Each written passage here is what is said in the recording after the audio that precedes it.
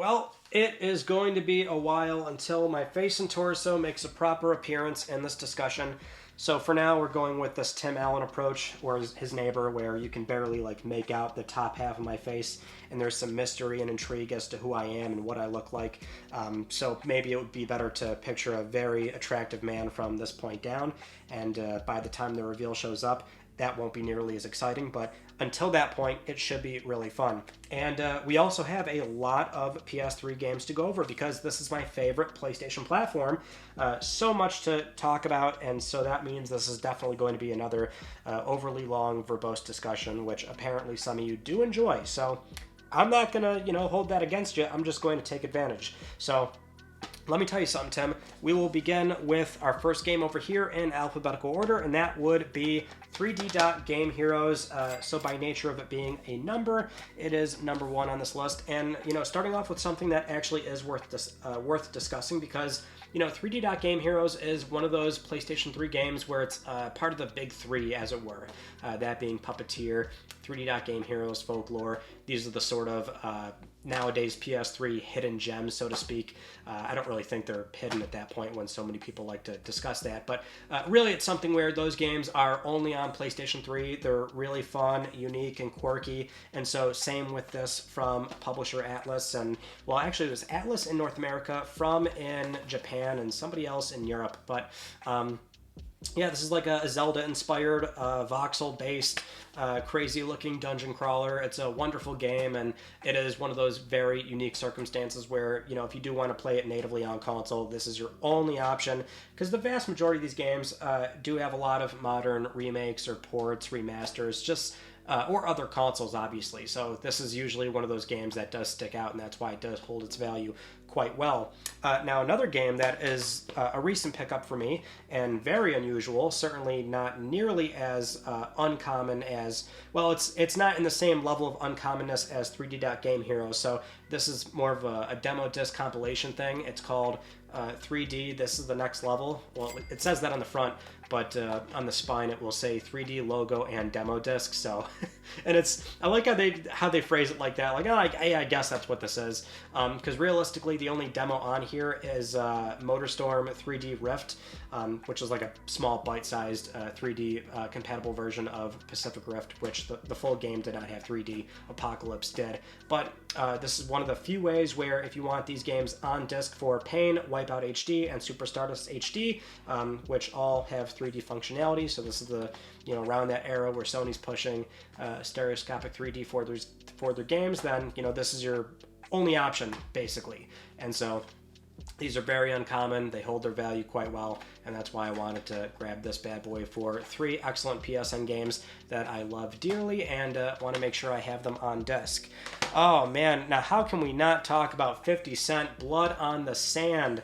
This was actually a recent pickup for me as well, so it's something where I have not actually played it. I think there was a demo on PSN at the time, which I vaguely remember playing, so if there was never a demo, then don't fault me for basically lying to your face. But yeah, this is something where I just had to get this. Platinum also unobtainable for this game, by the way, so if you want to platinum 50 Cent Blood on the Sand, you cannot do that. It needs some kind of online functionality, and I think you can get like 98% trophies, but it's such a shame that a lot of these are impossible platinums because there's no other avenue to get those remaining trophies, even though there are private servers nowadays. But for that, I don't know if anybody's really jumping at the opportunity to restore the servers for 50 Cent Blood on the Sand, but still cool, and awesome music on there as well. Obviously love 50.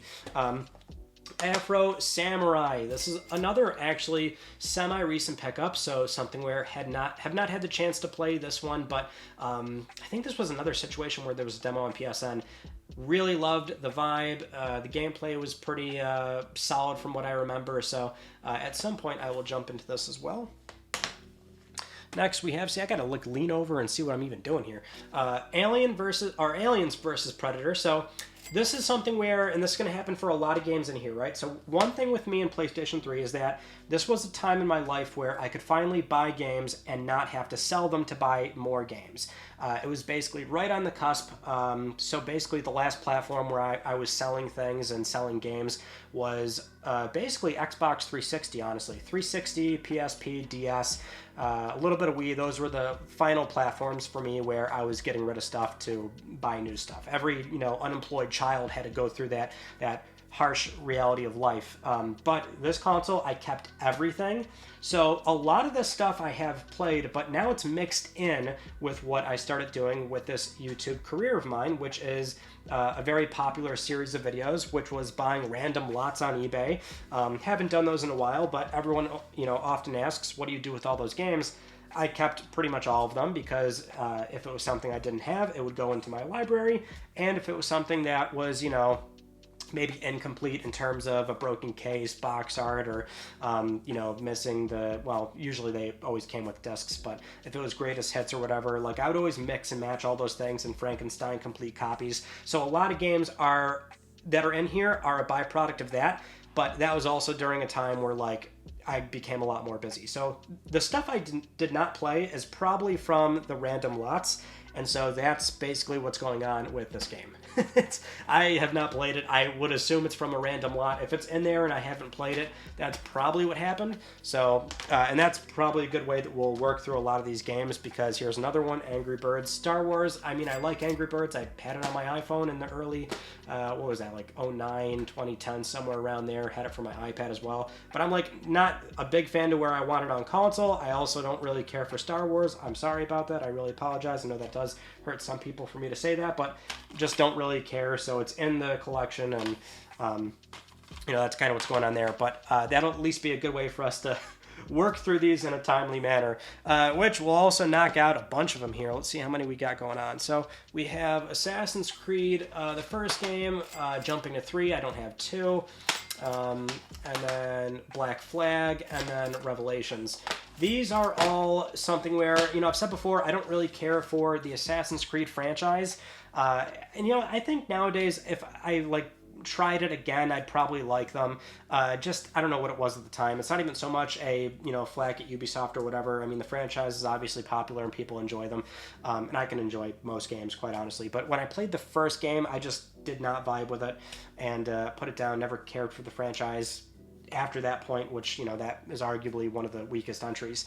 But again, I just kind of ran into these over time, and a lot of them are also purchased because they were needed for other videos. Because again, there's definitely a mix of the YouTube professional, part of it coming in, to where a lot of these are simply a byproduct of uploads I've done before. So for example, Black Flag, a thing that I'll often do is, by the time a new console comes out and we're in a cross-gen period, I start buying for the new platform right away. Black Flag was on PS4. If I cared about the franchise at the time, I would have bought it on PS4. But I bought this for 30 platinums, or no, not 30 platinums.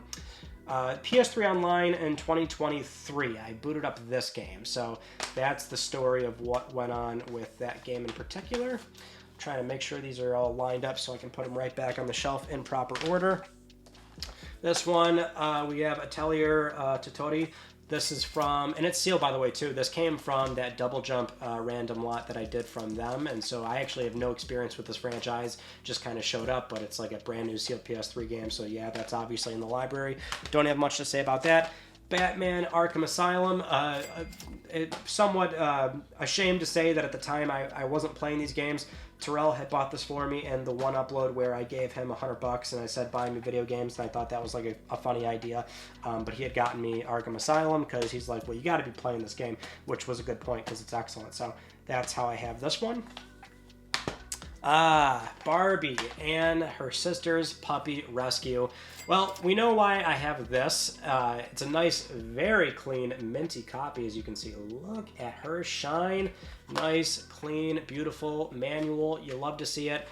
Showed up in 30 Platinums Part 3, and I still have PTSD nightmares over this ridiculous game because I didn't platinum it in time. Therefore, ended the challenge with 31 Platinums, not 32.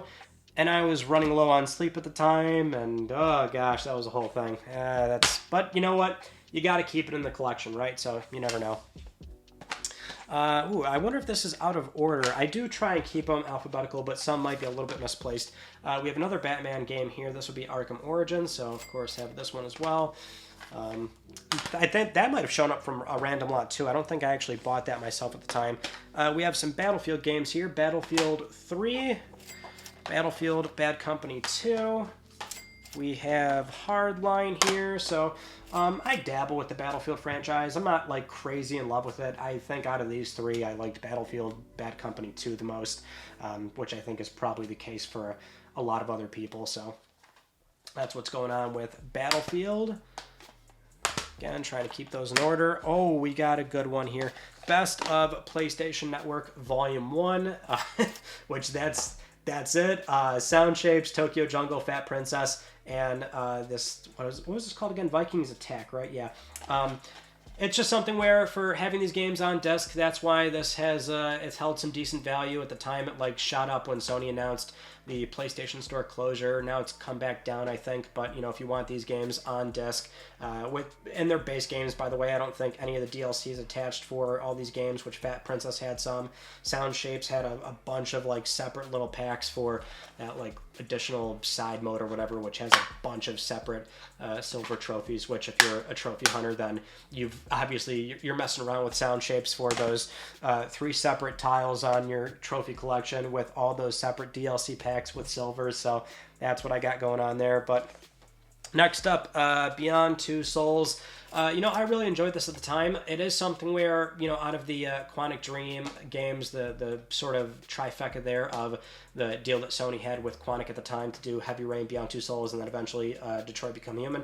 Probably the one that people, kind of shrug off or they just don't care about. But I don't know. I really enjoyed it at the time. I didn't actually finish the Platinum, though, so I only did one playthrough, and therefore I don't really know about the rest of the outcomes for this game. But at a certain point, I would like to revisit that game. A lot of these are potential revisits for me. That's why I hang on to them and, live this life of madness with physical game collecting.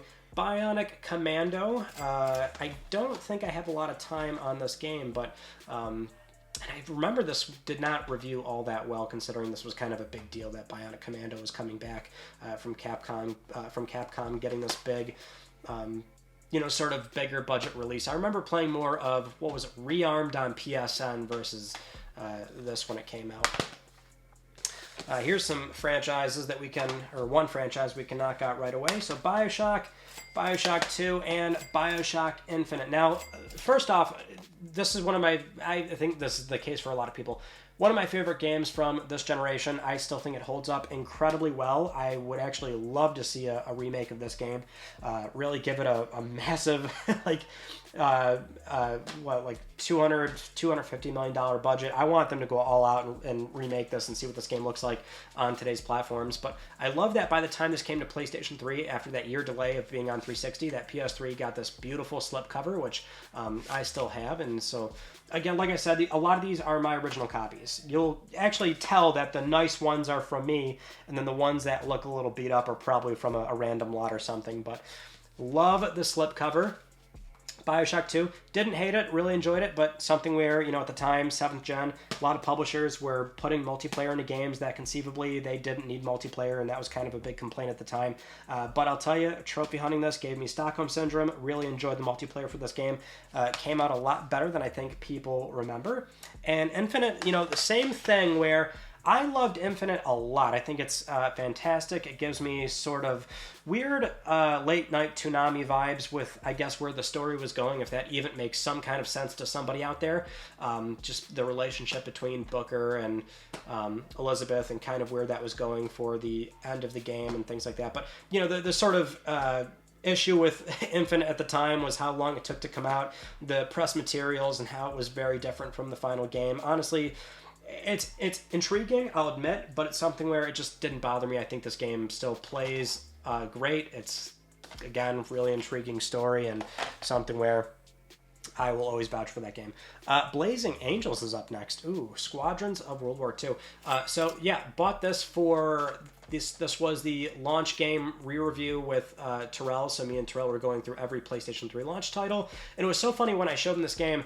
And he laughed immediately because, and this was the same thing for me as well, but it's like, he noted right away. He's like, oh man, I used to always see this on store shelves. I remember this so fondly, but it's like that is never the kind of game he would buy or I would buy. Although I do like Ace Combat, but yeah, and it's just so it's weird how that kind of came back around, right? To where then I started doing this full time, and so it just you kind of run back into these games in a way that at least for me I wasn't expecting, but it actually plays quite nicely. We played it with 6-axis controls, which was perhaps the most surprising thing, is that it played that nicely with 6-axis. I don't even know what I'm grabbing now. Oh, Blur. Blur. You know what's funny? Blur has actually held some value. I don't know why. It feels like this game kind of came and went as sort of a random, new IP with this like powered up racing thing that they had going on. I mean, I like racing games, obviously, so that's not a problem. Didn't buy it at the time, but yeah, now it's like $30, $40 or something. I guess it underperformed, or they didn't move a lot of these copies, or maybe it was like a one print run kind of thing. And so diehards of this franchise that want to get back into it, it's like, that's kind of what's going on there. I don't have much experience with that game, though. Borderlands 2. Do we have other Borderlands games that go with this? Yes, Borderlands, the pre-sequel. I think I got both of these from Random Lots. I really was not a part of the Borderlands train at the time, which is why there's also just like some franchises out of this entire collection are going to be incomplete, like, the second game's in there, but not the first game or something like that. So if you see that, probably something where I've either played it on modern platforms as my first time, so that would be like PS4, or PC. Sometimes I do play on PC, not often though, but it would either be that or again, it came from like a Random Lot opening. But you got Borderlands. Let's see what we got coming up next here. Brink. Oh, Brink. Yeah, so this was another Random Lot pickup. I didn't buy it at the time, but apparently this game's not too bad. It has some certain themes going on that make sense, certain gameplay mechanics, even though I think that one also underperformed for Bethesda at the time. Brutal Legend. I didn't really play a lot of this either, but it's silly, it's quirky, it kind of has PlayStation 2 platformer vibes, which there are still some PlayStation 3 games during that time period, like that transitional period from PS2 to PS3, same with GameCube, Xbox, just, a lot of those titles still had a sort of PS2 feel to them with the charming nature, and obviously it's, Jack Black being in here, so I mean he's obviously always fun with whatever sort of media he's in, but got that going on. Bulletstorm as well. This is another game that I think underperformed at the time, but if you ask people about this game nowadays, usually a lot of positive things with some of the gameplay mechanics and themes they were going with there, which it is. It's quite fascinating. I can't really speak too much on it because I don't remember it that well, but at least at the time, that's what I recall from that game. Oh, we got the Call of Duties. We'll knock out a bunch right here. So we got 3, we got 4, we've got Black Ops, and then Black Ops 2, and then Modern Warfare 2, and then Modern Warfare 3. Is that all of them? I don't think so. We've got World at War. Do we have any more? I think Condemned is up. Yeah, Condemned's up. Okay, so Call of Duty. I like the franchise. You know what it is, though, for me? Now clearly I fell out of it. I don't play Call of Duty anymore, and that's not because I'm complaining about the franchise or something, or where it went. Quite honestly, I'm a little bit out of touch with Call of Duty nowadays, if only because I play the campaigns. I like the campaigns a lot, and there is a story there that follows all the way through, at least for the ones that make sense, that being like Black Ops or Modern Warfare or whatever. But, if we're talking online play, it was Call of Duty 4. Now, I've noticed this a lot. When I say this, people get really upset when I say 4 is the one that really blew the franchise up into the stratosphere. Everyone always likes to remind me, oh, no, you're wrong, 3 had... Okay, that's great. Beautiful. I'm so happy that you were playing 3 at the time. You really enjoyed 3. There were, yes, millions of people buying and playing Call of Duty 3, but you're not understanding what I'm saying when just what 4 did to this entire franchise. I was not a multiplayer guy. I got into it. This game took over schools. It took over people's jobs. It blew it into what it is today, the huge juggernaut franchise. So this is the only one where I played it a lot online. I'm like the 7th prestige or something, and like that, but that was it for me. Then I didn't play any of the other ones online. Maybe a little bit of MW2, I don't remember exactly. But like that's kind of where I sit with Call of Duty. Like the multiplayer, but I only did it for this one. Played a bunch of the campaigns. I still think the campaigns are, fun in their own way. So, I'm already going out of order. So for me, that's where Call of Duty sits. I'll just rearrange this when I get the chance. I'll go over them again later, but that's what's going on there. Did like World at War, and these are always fun to revisit for 30 Platinum, so, you know, they got that going for it as well. Let's see. Got Condemned to Bloodshot here. Played the demo, didn't get to the actual full game. I'm also not much of a horror guy myself. All right, let's pull these three out. Crisis 2, so yeah, that's probably a random lot thing. Damnation, random lot. Dark Souls 2, played the franchise on PlayStation 4 actually, although I did play Demon Souls.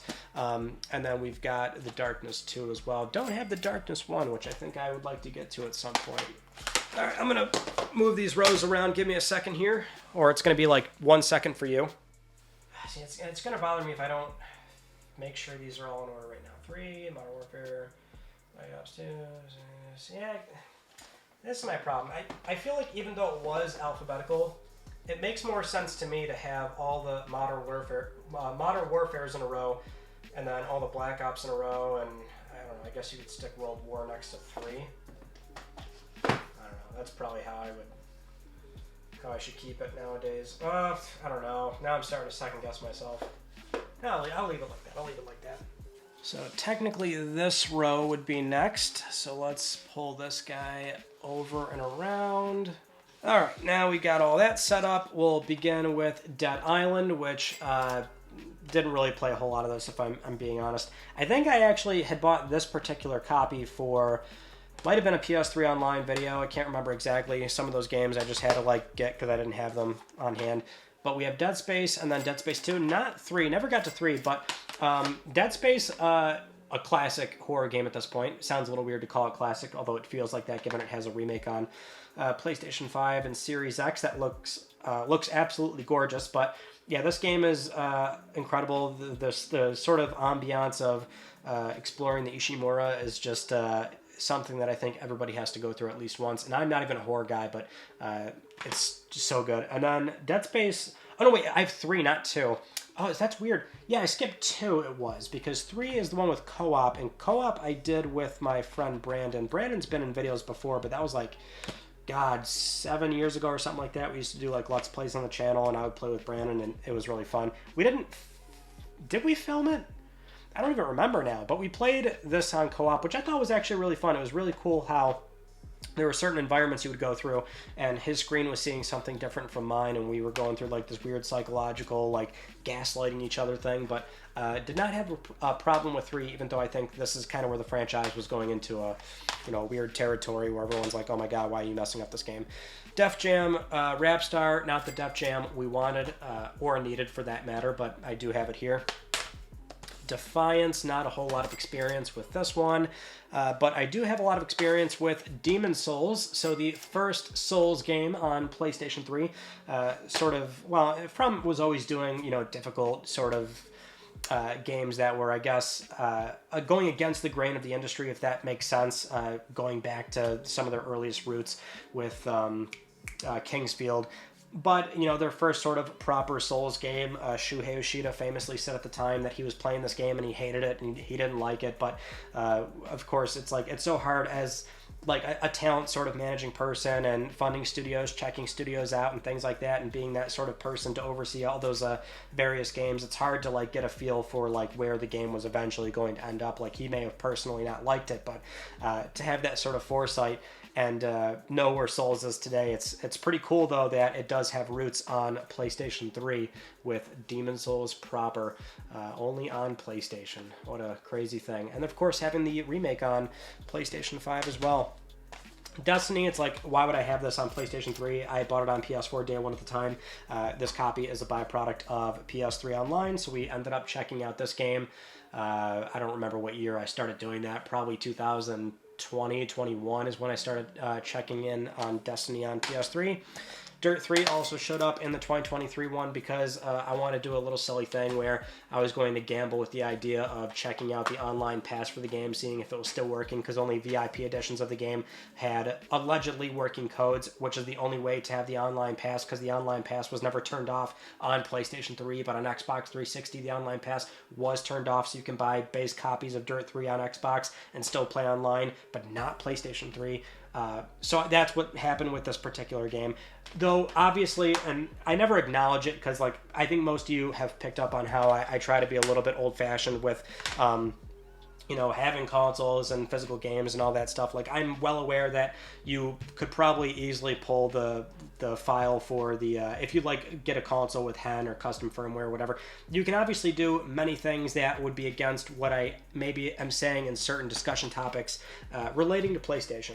Oftentimes I talk under the guise that, you know, this would be if you're planning on keeping the console stock, which I tend to do. I do have consoles on HEN or custom firmware for other PlayStation systems. It really depends on what I need it for at the time. But either way, that's what's going on with the Dirt 3 Complete Edition, which was, you know, sealed $100 on eBay. So that was my, I don't want to say fun, but quirky gamble for that video of like, hey, let's see if the code still redeems. Because sometimes if codes are expired, they will still redeem on PSN.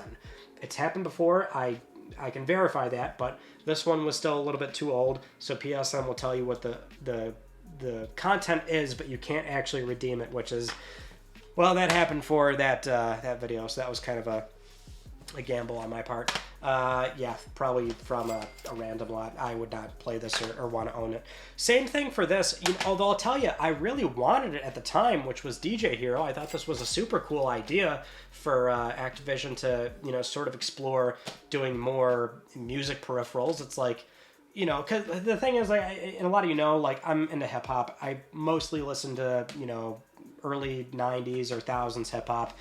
That's kind of my jam. And so this, like, really spoke to me in terms of, like, being able to DJ tracks and sample off them and mix them together. And so I remember at the time, I never bought it because, you know, if you wanted, like, the whole thing, it was like $120 or something. I forget what the MSRP was. But, and I had Rock Band, by the way. So I did have that, even though I wasn't really a rock guy. I still liked, you know, strumming with the instruments and all that. But by the time this came out, I didn't get this. But I remember so well, like, I was like, well, I can't play the game, but let me just go to YouTube and, like, listen to the tracks. So I would listen to, like, 100% runs of all these, you know, songs. And I was just, like, you know, kind of vibing with it. I'm like, oh, that's sick. Maybe someday I'll actually buy the peripheral because I only got this from a random lot. So not something where I could actually play this even if I wanted to, but still cool. I think that, you know, they did that at the time. Doom 3 BFG edition, not really a Doom guy, but this was for 30 Platinums, 2023 or 22, I think it was. Drakengard 3, this is my only blue label PlayStation 3 game, so the blue banner up top, which is like only 18, 19 something games out of the entire PlayStation 3 library, so that's the, you know, little quirky thing about this. But Drakengard 3, one of those late life cycle PS3 only titles, so it is a little bit more unique in that sense, although I don't have a whole lot of time on this game, so I couldn't really tell you much about it, but I did have the first entries, or I still have them, I should say. Driver San Francisco. You know, this is a game that has gotten a lot of attention in somewhat recent years from the video essays on YouTube, like the big one from Nick Robinson and many others that, you know, have explored the themes of the game and the sort of, you know, more unique gameplay elements, I should say, excuse me. So definitely something worth looking into, especially if you are into driving games that do try to, you know, add a little twist to certain elements of what you'd normally expect from a racing game. And that's also the last entry in the Driver franchise, which is a shame. But moving on to Elder Scrolls 4 Oblivion and Skyrim on PlayStation 3. These, I think, kind of speak for themselves. The only thing I guess we can really say or note here is that, you know, this was part of the dark ages of PlayStation 3 at the time, where if you're playing on PS3, oftentimes you're getting the worst third-party version, so that's the novelty of these in their own right. But for many early PlayStation 3 players, you were still just happy to be playing awesome games on your console early on, where there was a bit of a drought. Everybody Dance, I think that was another random lot game, although it's always, you know, interesting to point out that Sony, and this is like what they were doing all the time back then, but they would be publishing and oftentimes developing things like these in-house.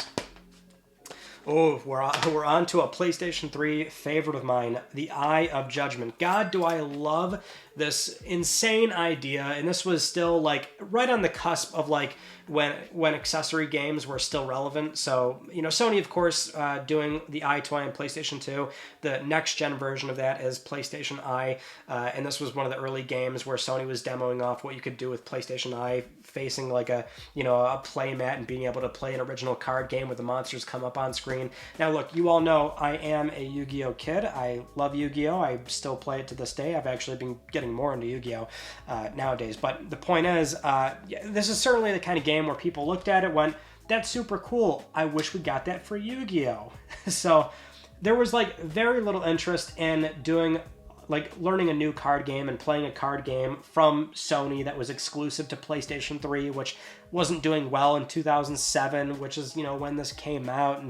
And the thing is, like, Sony did really kind of go all in on this idea. They even partnered with Wizards of the Coast to, you know, print booster boxes and packs, and you can go out and rip and play this game and play online. I love everything about what this game embodies, and you know, we're clearly never going to get something like this ever again, but it was just so cool to have a playmat, put the card down, it comes on screen to life. It's not a bad game, by the way. I like the premise of the 9 squares and elementals and, you know, attack mechanics and things like that. So yeah, I can gush about Eye Judgment all day, every day, and I sort of want to play it again.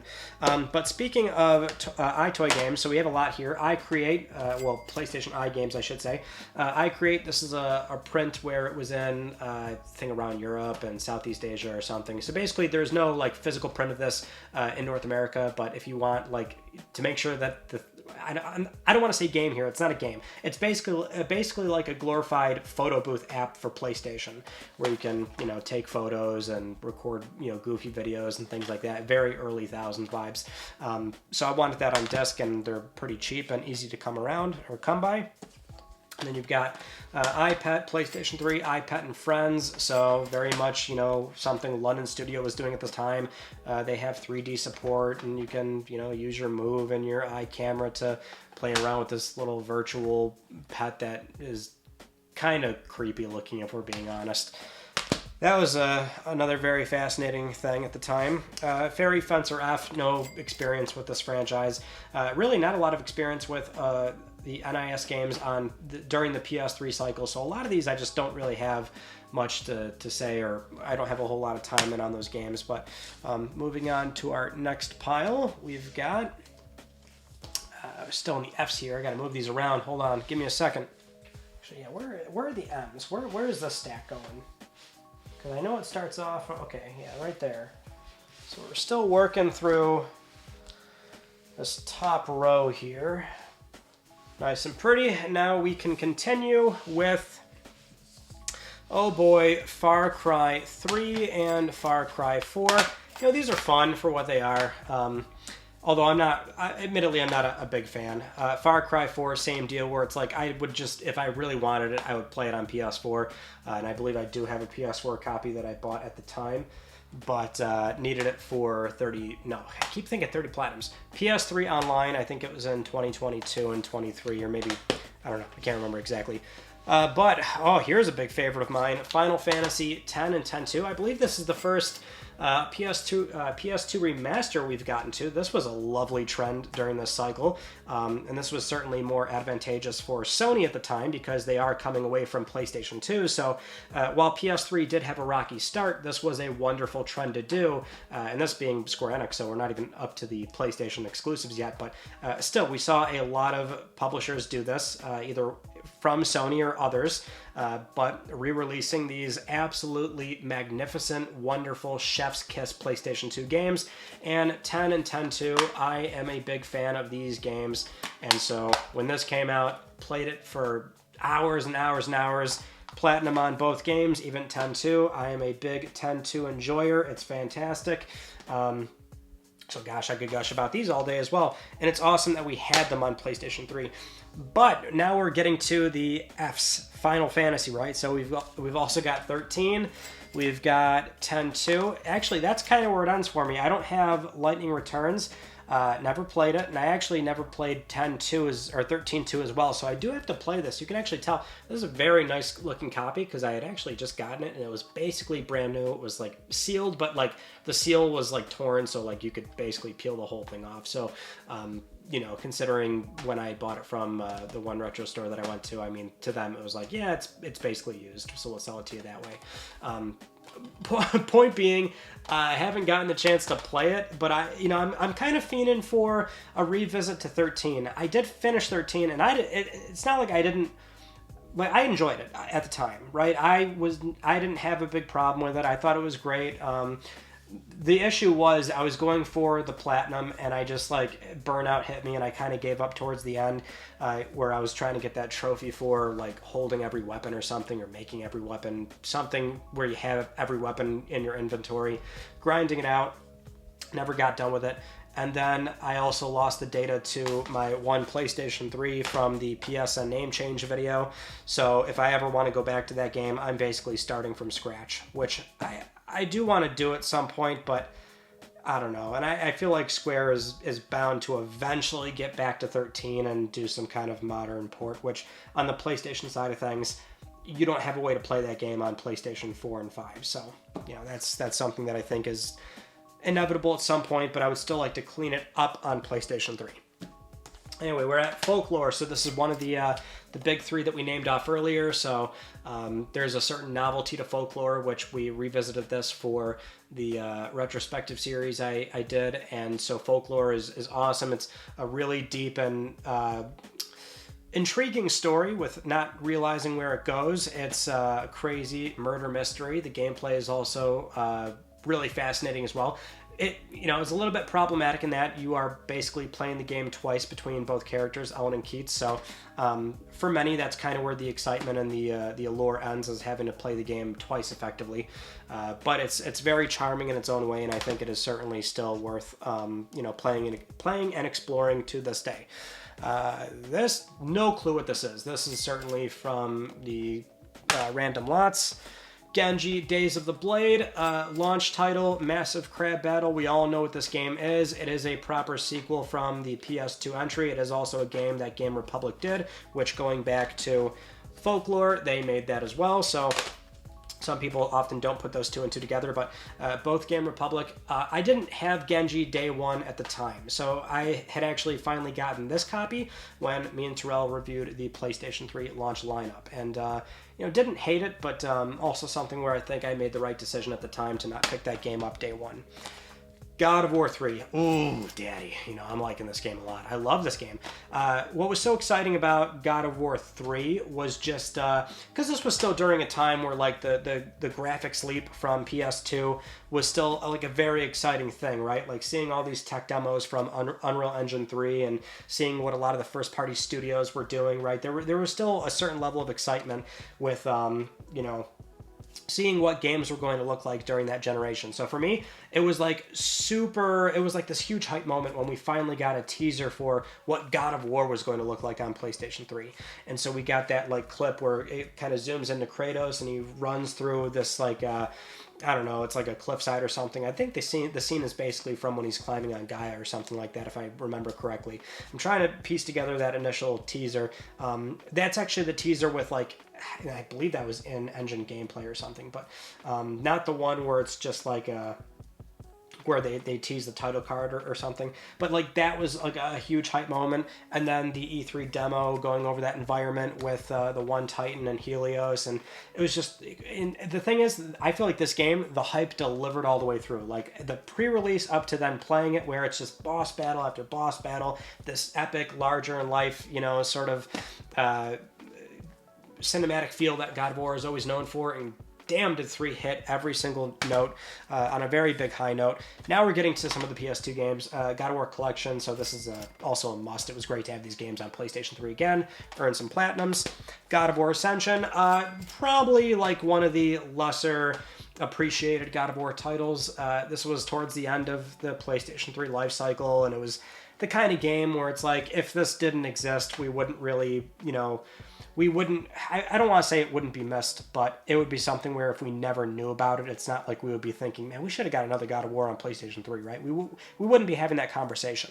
But I still enjoyed Ascension, and the story that was told for, this would have been a prequel, obviously, but I always enjoy some additional insight with the character and, the Greek mythology lore that they were exploring at the time, so like the Hecatoncheires and things like that, the Furies, I think it was, in the initial opening sequence and everything like that. But the multiplayer is also a big part of Ascension as well, which, many people stand by Ascension as having really fun, engaging multiplayer, and every time I check in on this game, I get my ass handed to me quite easily, which it's really not that hard to do if you do run into me online. And we've got the Origins collection, so the PSP entries from Ben, which are also awesome to have on PlayStation 3. I often find that if we ever get some kind of compilation or re-release from a PSP game, usually that brings a lot of new people into the franchise, because let's face it, PSP software at the time was not really doing all that well, but they had some absolute bangers. Gran Turismo 5 proper, and then Prologue, and also Gran Turismo 6. Gran Turismo, one of those famous, long-standing PlayStation IPs that, for Gran Turismo, took a very long time for Kazunori Yamauchi and the entire team at Polyphony Digital to really come to terms with PlayStation 3 and get a hold of that hardware. They were one of many first-party studios and many developers across the industry that were struggling to get, good code up and running on PlayStation 3, and we had gotten Prologue as a separate little, $40 early package, also on PSN as well, with that little free package you could download. Then eventually we got 5, and then 6 had a much faster turnaround because they finally, started shipping on the console properly. But not really a GT fan, but I always think that's worth pointing out as well. And then kind of similar to God of War 3, which is, if we're talking about hype trains, Grand Theft Auto 3, or God 4, excuse me, 5 also is self-explanatory, and then episodes from Liberty City, which will kind of go back to this right here. So, GTA 4, gosh, this was a big one for me as well. It was for a lot of people. But, the Grand Theft Auto franchise, I'm a massive fan of. It's in my top 3, basically. I often say Jak and Daxter, Pokemon, Grand Theft Auto. Those are my top 3 favorite franchises. So it was like the initial teaser where we finally saw Liberty City, the new Liberty City running on PS3, 360, and seeing how gritty and dark it looked, and hearing Nico narrate during that trailer for the first time, things will be different. Man, I was so excited. And this was a big midnight release for me. At the time, I used to do a lot of midnight releases. So Grand Theft Auto 4, I remember at the time I had gotten there early. I was number 2 in line, so I wanted to be number 1. But number 2 in line, the line got so long at the plaza that we were at. It was a GameStop in a plaza, and it was wrapping around to like the other business that got to a grocery store. And it was just like, the kind of rowdy line that was just, laughing, having fun, talking about games. I was like one of the standouts there where it's like, I'm getting it on PlayStation 3. Because this was still 08, mind you, so a lot of people playing on 360, but number 2 in line, I'm out there trying hard to represent PlayStation 3. I got Xbox guy here flanking me, got all these Xbox crew people behind me, but we're all there for games. It was still fun camaraderie, and I remember that as well, very well in my, it feels fresh in my head at the time, but it was such a really fun experience. But and by the time the game came out, you load it into PS3, and I was so curious what the XMB image and background noise would be, or if Rockstar would even bother with it, because some developers didn't do that, and that would really bother me. But they did, and it was just like, the vibes, man, it was crazy. Good stuff. And then 5 too. 5 I was also super excited for. So, that's another one where, like, I don't want to spend too much time talking about 5 after having just done 4, but kind of the same deal. Very similar situation. Totally worth it. Really fun. And then we're getting to one of my favorite video games ever, which is Grand Theft Auto San Andreas, because the game eventually came to PlayStation 3 as the, I believe this is basically the iOS version, if I'm not mistaken, so that's when they shipped it all on, like, iOS, Android, and then they basically took those ports and then finally put them on console, and initially it was, I believe, PSN only, and then by the time, it wasn't a huge time delta either, but eventually there was a physical print. But here in North America, we only got right off the bat, greatest hits, which was annoying because they're more or less counting all the sales from the original PS2 game, and that's how they went immediately into the greatest hits program, which sucks because you can't get a black label at that point. I believe the EU did get a black label, which I would have gotten that. That doesn't bother me if that's the only option for getting a proper black label. Like then I don't care about like the rating or whatever. But the point is, you can see here, this one does have an ESRB rating. It says mature or Maduro, so this is actually a Mexican copy of the game, is what I understand it. I actually found this in a game store in Brooklyn, New York, and it caught my eye immediately. I was like, what is that ESRB San Andreas on PlayStation 3? I've never seen that before in my life. And he's like, yeah, he's like uncommon. I think it's a Mexico print, still has English and everything. Like you read the back and no, it's still in Spanish, but there's English on the disc, I believe, because so what they did here was you get the black label banner, but the disc, as I understand it, there is still very much they're using greatest hits discs. So because this is where it's a mature NTSC North American disc, I believe. So I think that's what's going on with this. If anybody has more information or background as to how this release cadence even happened, but that's how I understand it. Very uncommon. So I had to get that though, because I'm like, oh, well, at least for the spine, I'm like, oh, a black label PS3 San Andreas, one of my favorite games ever, by the way. I love San Andreas from the PlayStation 2. I'm like, yo, that is mush. I got to buy that right away. Guitar Hero 3 Legends of Rock. I had the Rock Band stuff, so this is only from a random lot, I believe. And then Hannah Montana, the movie. This also showed up in the very first random lot I did, which was 100 random PS3 games from eBay. And eventually it came back around to where I could use that as a callback for 30 Platinums Part 1, where this was the final game on that list. So I did Platinum this game, and not proud of it, but at least it was enjoyable fodder for YouTube content. Let's put this row away now. All right, moving on to Haze for PlayStation 3. And this is one where I had never owned it at the time because it didn't strike me as interesting, and that was a good call on my part because the game did not review very well, but we looked at this for the retrospective series that we do, and basically that's what happened there. That was my first time playing the game. Has some, interesting story themes and a sort of gameplay hook that I find is more of a detriment to the experience, but it was still interesting nonetheless. And so if you want to learn more about Haze, then you should definitely check out that video we did on this, the sort of Halo killer, which was really more a projection of the community rather than like publishers or Sony really trying to put that out there. But that is how the game has always been known, as a 4-letter H sounding. H is like the first letter, an iconic helmet to sort of flank Halo, right? Be that sort of opposite on the PlayStation side. That's what Haze eventually came to be. Heavenly Sword, early Ninja Theory game for PlayStation 3, and it's short, which is the problem, but gameplay solid, solid story I think is solid too. So I want to revisit this one as well because I'm a little iffy on sort of the details with this game. It was certainly an early one for PS3.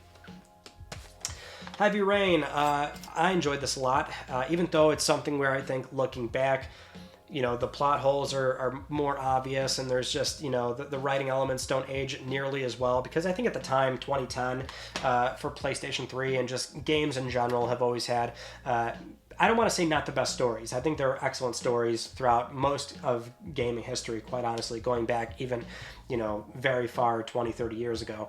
But, at the time where like games are trying to be more of these, storytelling places to tell stories and flesh out characters and whatnot, it was something where I think nowadays it doesn't hold up nearly as well, but in the 2010s I think it was fairly strong for that effort from Quantic Dream, so I didn't have a problem with it. But going back and playing it now, a lot of it does sound really silly or out of place, or again, there's just certain plot holes going through it again where it's like, oh well, that was convenient how you just sort of set that up.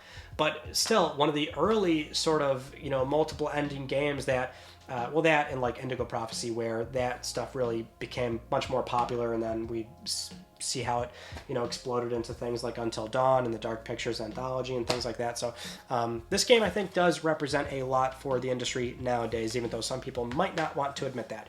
High Velocity Bowling, a very quirky, PSN title that actually has you taking the 6-axis controller and gesturing like you're, bowling with it.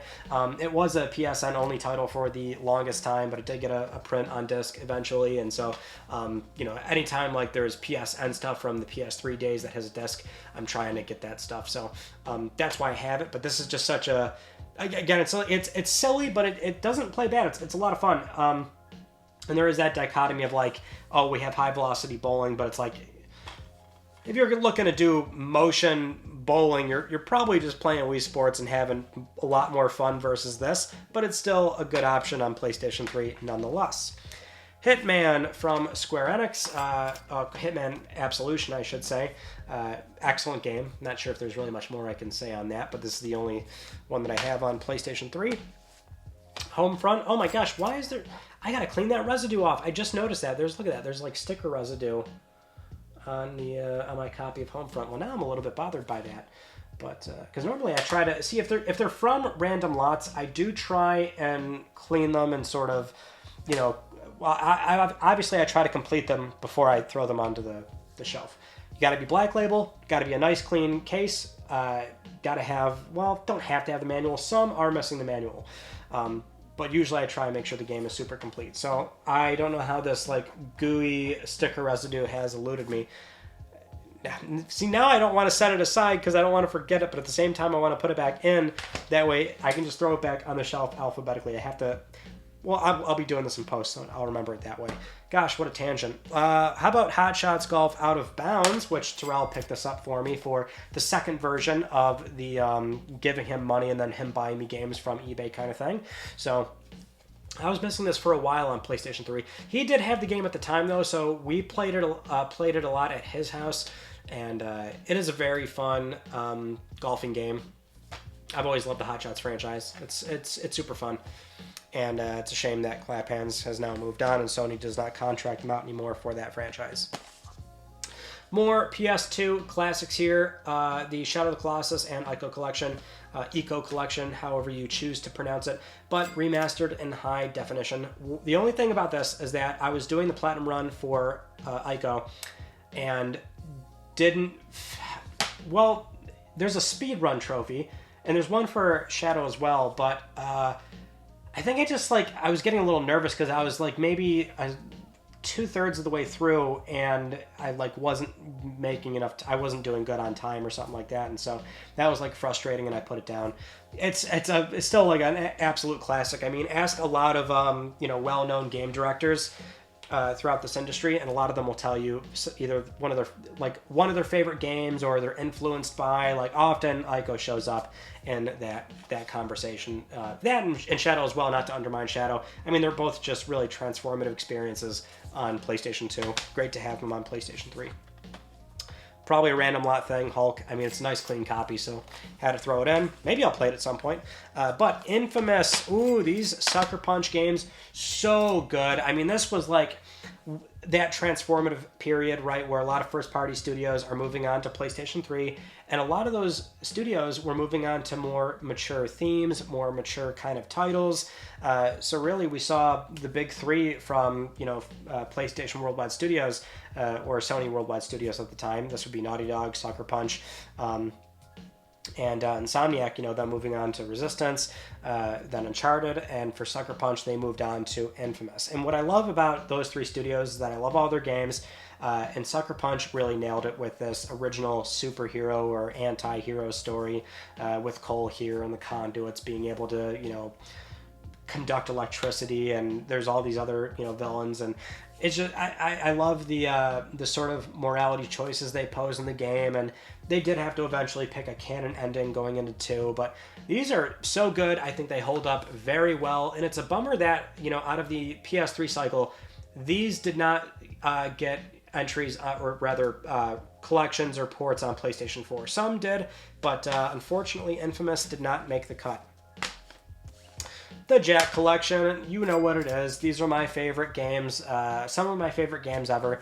Jack 2 always showing up in a lot of videos because if there's something where I need to record footage for, you know, whether it's hardware or a certain conversation topic, whatever it is, I just use B-roll for Jack 2. Why not? It's one of the first things I'll often boot up in a game. And so I like, what else is there to really say about the Jack Collection? Excellent, excellent games. And I don't mind, so I guess I'll say this. There's always some consternation around what are the best versions to play for Jack. I think the PS3 entries are fantastic. If you're just looking to play them, they look and play fine, reasonably. I think fine enough to where, you know, if you want nice HD copies of the game, you can you're fine with the PS2 emulation on PS4 5. It's really PS4. There's no native PS5 version on PlayStation 5, technically. But you're fine playing that, or you could also play the remastered collection in HD. I'm not a stickler over, like, what's the absolute best way to play it when they're all, I think, fine enough. Vita would be a little tough to play, though, given the poor frame rate. Jurassic the Hunted. This was also for 30 Platinums Part 3 as well. Sorry about this glare, by the way. I'm noticing that I'm leaving a lot of games right here in the center. You might maybe not making out a lot of these box art games. But yeah, this is a, you know, dinosaur Jurassic game that kind of mixes in the future with, well, rather it's like a, well, basically it's an isekai, if I'm being honest. It's silly, very janky, not great, but, you know, I thought it was kind of fun for what it was. Just Cause 2, didn't really play a lot of this, although I know people rave and, you know, rant about how much they enjoy this game a lot. Katamari Forever, I'm a Katamari enjoyer. Love this franchise. I'll always try and push it on people. You got to play Katamari. Oh god, we're having a little bit of an issue here. Love Katamari. I will always vouch for just how silly this is with the premise, the writing. It's such a PS2 game that still lives on with how silly it is. And also, the one thing I'll always say about this game is that it's the only time where I've ever written a trophy guide for a game. Now, I'll always say, you know, I'm not somebody who makes guides, I follow them. So, like, I've had a few people, like, over the years say, like, oh, you love trophies, why don't you write guides? And I'm like, well, no, I mean, I follow them, right? That's how I get games done. But this was something where, like, I was one of the first people to earn, like, 60-70% of the trophies, and that was, like, a requirement on, at the time, it was called ps3trophies.org, to where then you're allowed to write and submit a guide, and so I was like, yeah, I'll do it.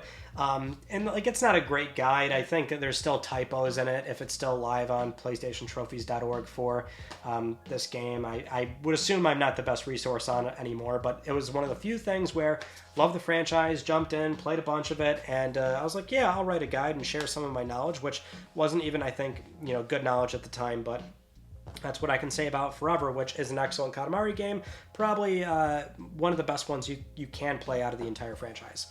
Killzone 2, Killzone 3. I like Killzone a lot too.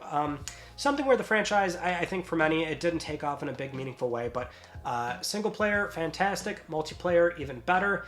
And I'm really still, I've played Killzone 2 maybe like 4 or 5 times for the main campaign, but and a lot of the multiplayer, but I think 3 I played more of the multiplayer if I'm remembering correctly. 3 was super dope though when they showed off the jetpacks, and this was also one of those 3D compatible games that Sony was showing off at the time, which not necessarily a big deal, obviously, considering stereoscopic 3D gaming did not take off, but still something where Killzone is a franchise that I will often stand by, and it's, you know, its sort of identity, I think, lives more on PlayStation 3 than it does on, you know, the PS2, PS4, or PSP for that matter, or even Vita, but Mercenary is also an excellent entry in the franchise. But I think, you know, top games there, you're looking at 2 or 3 on PS3.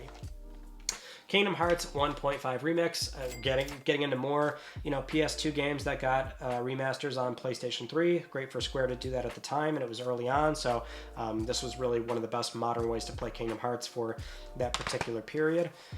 Kung Fu Rider, this was a ridiculous, silly game, and this actually showed up in a random lot. I believe this copy is sun-faded on the front, so it's not exactly a great copy. If anything, I'm probably looking to replace it at some point, but it's, as you can see, it's stupid. You know, you're like running around on this office chair and mastering the art of office chair kung fu. It's ridiculous and kind of dumb, but it's, you know, fun in its own way. Layer, this is my original copy. This is another video where we did a retrospective on this because, you know, I had bought it at the time, day one, very excited as a, you know, one of the few early PS3 owners that were actually buying and playing games on it and waiting for games to come out. Big, you know, exclusive for Factor 5. The trailers looked super cool with these dragons that looked beautiful, and they were pushing 6-axis motion. Came out, not great. I finally went back to it and finished it, and my opinion on the game has not changed. It's just not a good game, but at least I could say I did finish it. Another game that is a far cry from Layer, something that has become much bigger, a cultural icon, The Last of Us, 2013, PlayStation 3. This is my original copy. This game speaks for itself. The only story I can add to this is that not only did I enjoy it, like I think many other people did, but it came out, and this was around the time that I was like just done like pre-ordering games from GameStop, even though I really wasn't ever somebody to do that too often. But like I was visiting GameStop less and less and less, but I went and got it at GameStop, and I walked in and I said, and this was like, I think the following day, and I was like, can I get a copy of The Last of Us for PS3? And they immediately said like, oh, well, did you pre-order it? And I said, no. And the guy was like, why didn't you pre-order it? And I said, because I know you have a bunch of copies in that shelf right there, or that drawer right there. Because I knew it's a big release for Sony. I'm like, they're printing a lot of copies of this game. I know stores are going to have like a few hundred. Like, you didn't sell out of pre-orders on this game. And so I just kind of like called him on that. I was like, I know you have them. He's like, okay. And that was like a very weird interaction to me because I wasn't trying to be rude, but at the same time, I was definitely a little bit dismissive of like, you have them, can I just like get one please, and you don't have to do your spiel or like guilting me for not pre-ordering. So I don't know, that's my one little story for The Last of Us, but let's move on to the next row, shall we? Oh my god, it's taken this long, and we're finally almost done with this first row, and you'll see what I really look like, even though you're getting glimpses, small glimpses in between. Legendary, this showed up in, I think, a random lot, so I don't know what this is. I mean, I think when I first saw it, I'm like, what is this game? Never heard of it at all. Still don't really know much about it, but maybe I'll play it someday. I don't know.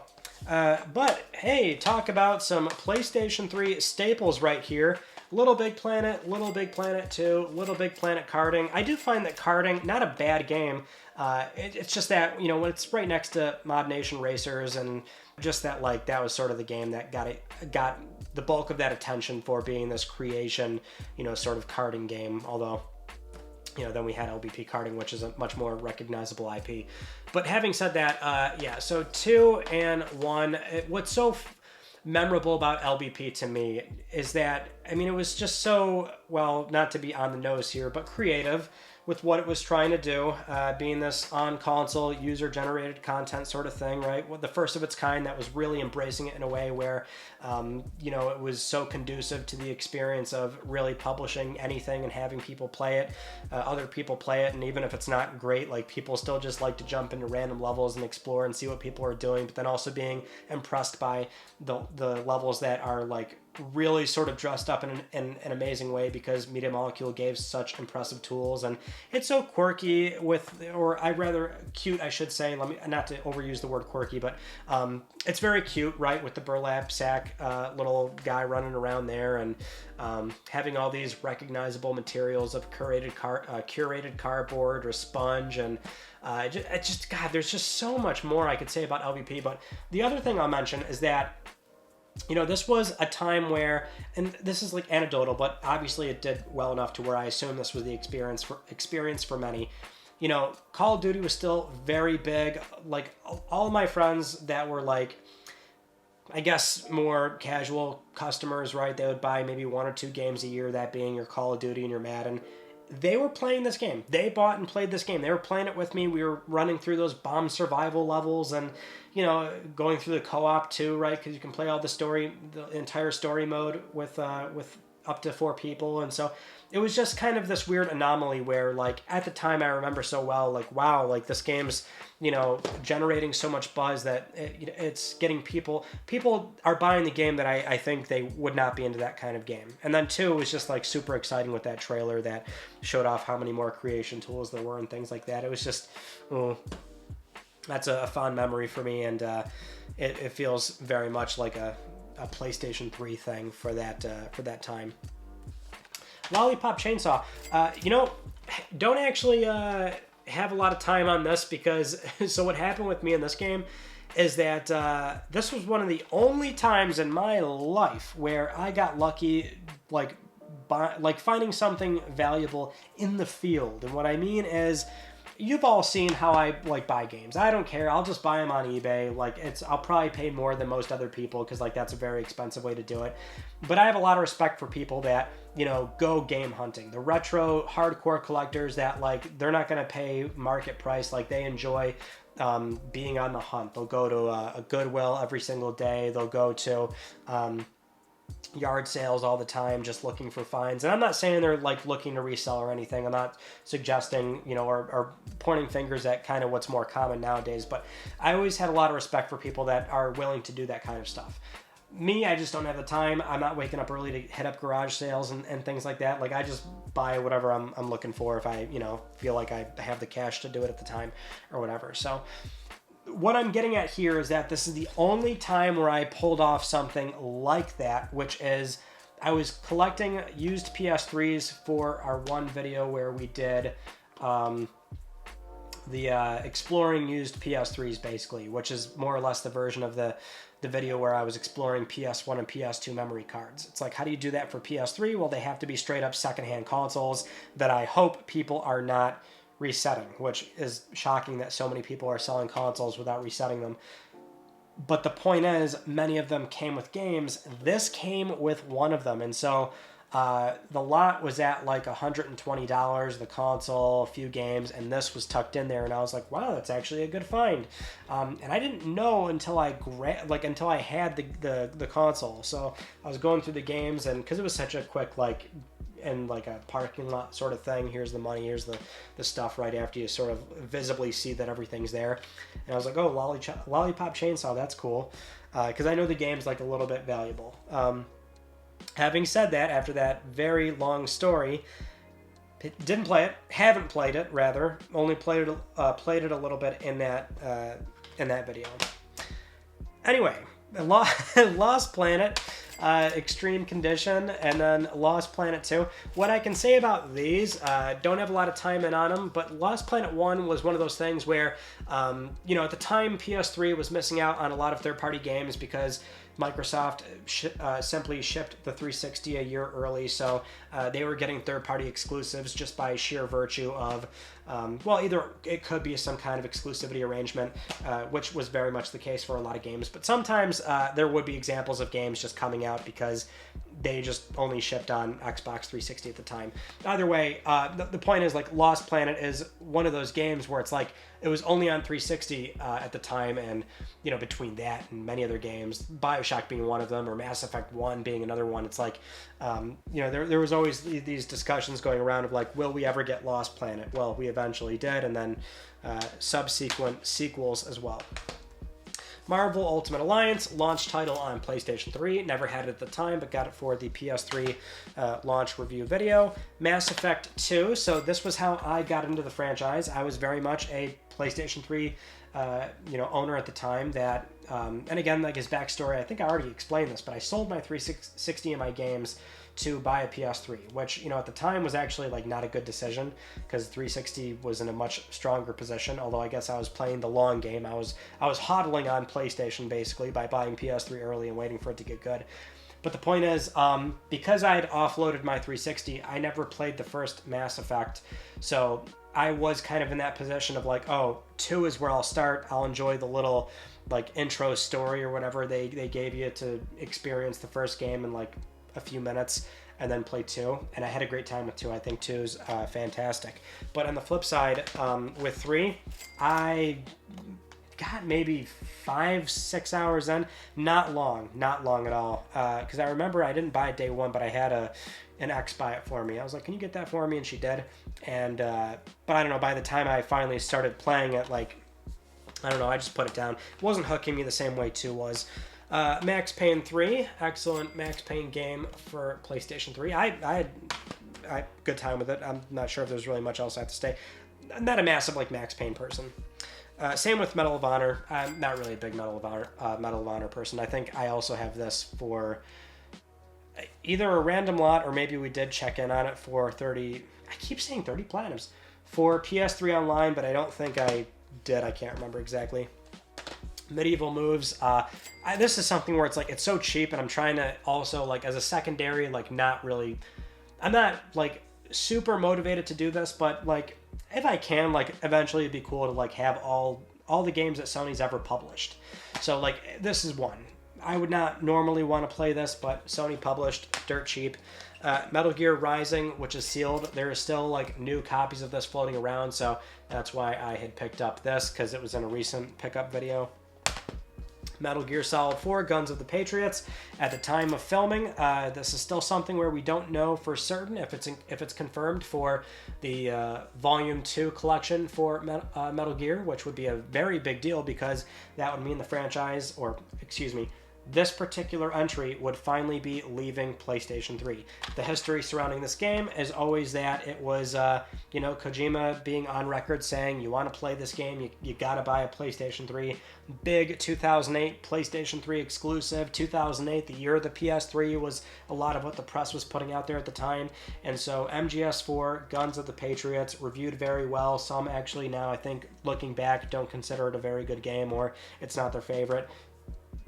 Excuse me, but it's still I think a very special PS3 game for what it was, how it represented the console at the time, which for many was a little bit of hope that the console was going to have this booster shot that it really needed.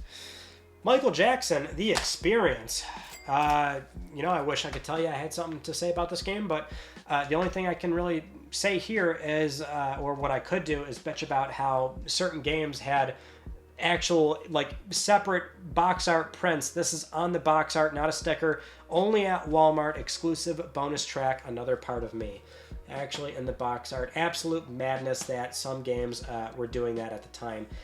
Really, this generation was plagued with a lot of those games where so many like logos and DLC stickers and things, and either stickers or it's actually on the box art, or Game of the Year editions, right? That famous Batman one. So a lot of games were doing that at the time.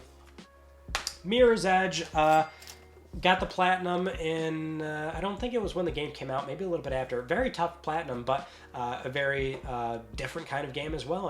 Parkour, love the aesthetic with the, it being mostly like this solid white with varying degrees of like blacks and blues and grays, but then the red being that's your point of interest, so that's where you have to run and jump and you can do speed runs, and the bad thing is that I've not played Catalyst, but I like the original Mirror's Edge, so it sucks. It's like I'm somebody that did support the game at the time, but then I didn't support Catalyst when it came out. I did finally get it, but that's, I did not listen to EA at the time. We're like, you want more of this franchise? Well, buy Catalyst. Oh, sorry. MLB 08 The Show. Not a sports person, but like it's Sony published, so I figured why don't I throw one The Show game on there, so that's why I did that. Gundam Crossfire. The game did well in Japan when it came out on a PS3 launch day.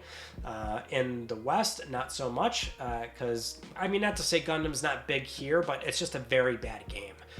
So the only reason why I have this is for the PS3 launch lineup review, which me and Terrell played that game and we're like, wow, this is not great. Mod Nation Racers. So going back to LBP karting, this one at the time was a lot bigger of a deal with, being this original kart racing game that leans into the play, create, share of Little Big Planet. And I did not buy this day one. So one of the few, published, first party games that I just didn't get right away at the time. I'm not sure why, because the idea of it certainly was like thrilling to me or exciting to me in a way, but I don't know. I just I didn't get it until much later. MotorStorm. Oh yes, we're finally at the MotorStorm franchise. Let me just pull all these out real quick. We got MotorStorm, Pacific Rift, and Apocalypse. Not pictured would be MotorStorm RC, which was still fun in its own right, but this is one of my favorite PlayStation 3 franchises, and it's something where the first PS3 game I ever played at a Target kiosk, the MotorStorm demo, the Rain God track, and just being blown away by how good that game looked. And it still holds up very well to this day. Love the racing, love the feel, love the slow motion blowing up of engines and things like that. And then Pacific Rift, I love the setting. Loved how the basic concept is that there's always this MotorStorm festival in a different location, then going to Apocalypse where it's during natural disasters, which kind of a bummer that, at the time the 2011 tsunamis were happening in Japan, so therefore Sony had to, sort of distance the game away and delay it a little bit, which was unfortunate, but still love these games to pieces. They are excellent, and with MotorStorm 1, I remember at the time I had gone to GameStop to pick up my copy, but I don't know how I made this mistake. I showed up on the wrong day. I showed up like a day early, and I was actually there early before like the first opener for the store got there. And he's like, what are you here for? Because like obviously to him, he's like, there's no major releases coming out today. And I was there with my buddy too. And we both in unison said, MotorStorm.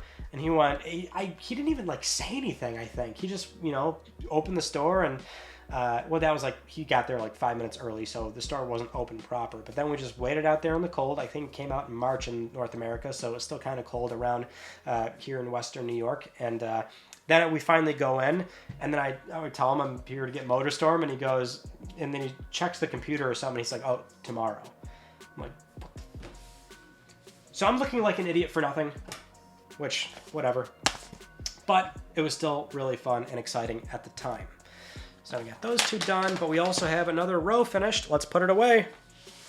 All right, next up we have Naughty Bear Gold Edition. Now I gotta tell you, haven't played it. It's a very recent pickup for me, but I would like to at some point, because this was also like a very weird game at the time, given that it's, rated T for teen, but he's very much a naughty bear, and this game got a lot of press attention at the time for, I guess, just the themes and what it was trying to do and be edgy or whatever the case is.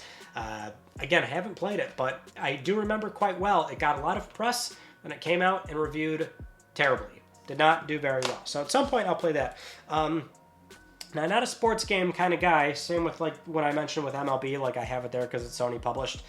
But I do like playing basketball or golf games occasionally. Got to be in the mood for them. But had to get NBA 07, and so I've sat on this for a while. I did play the demo originally on PSN around, I got my console a few days after launch, although I have a launch console, but I digress.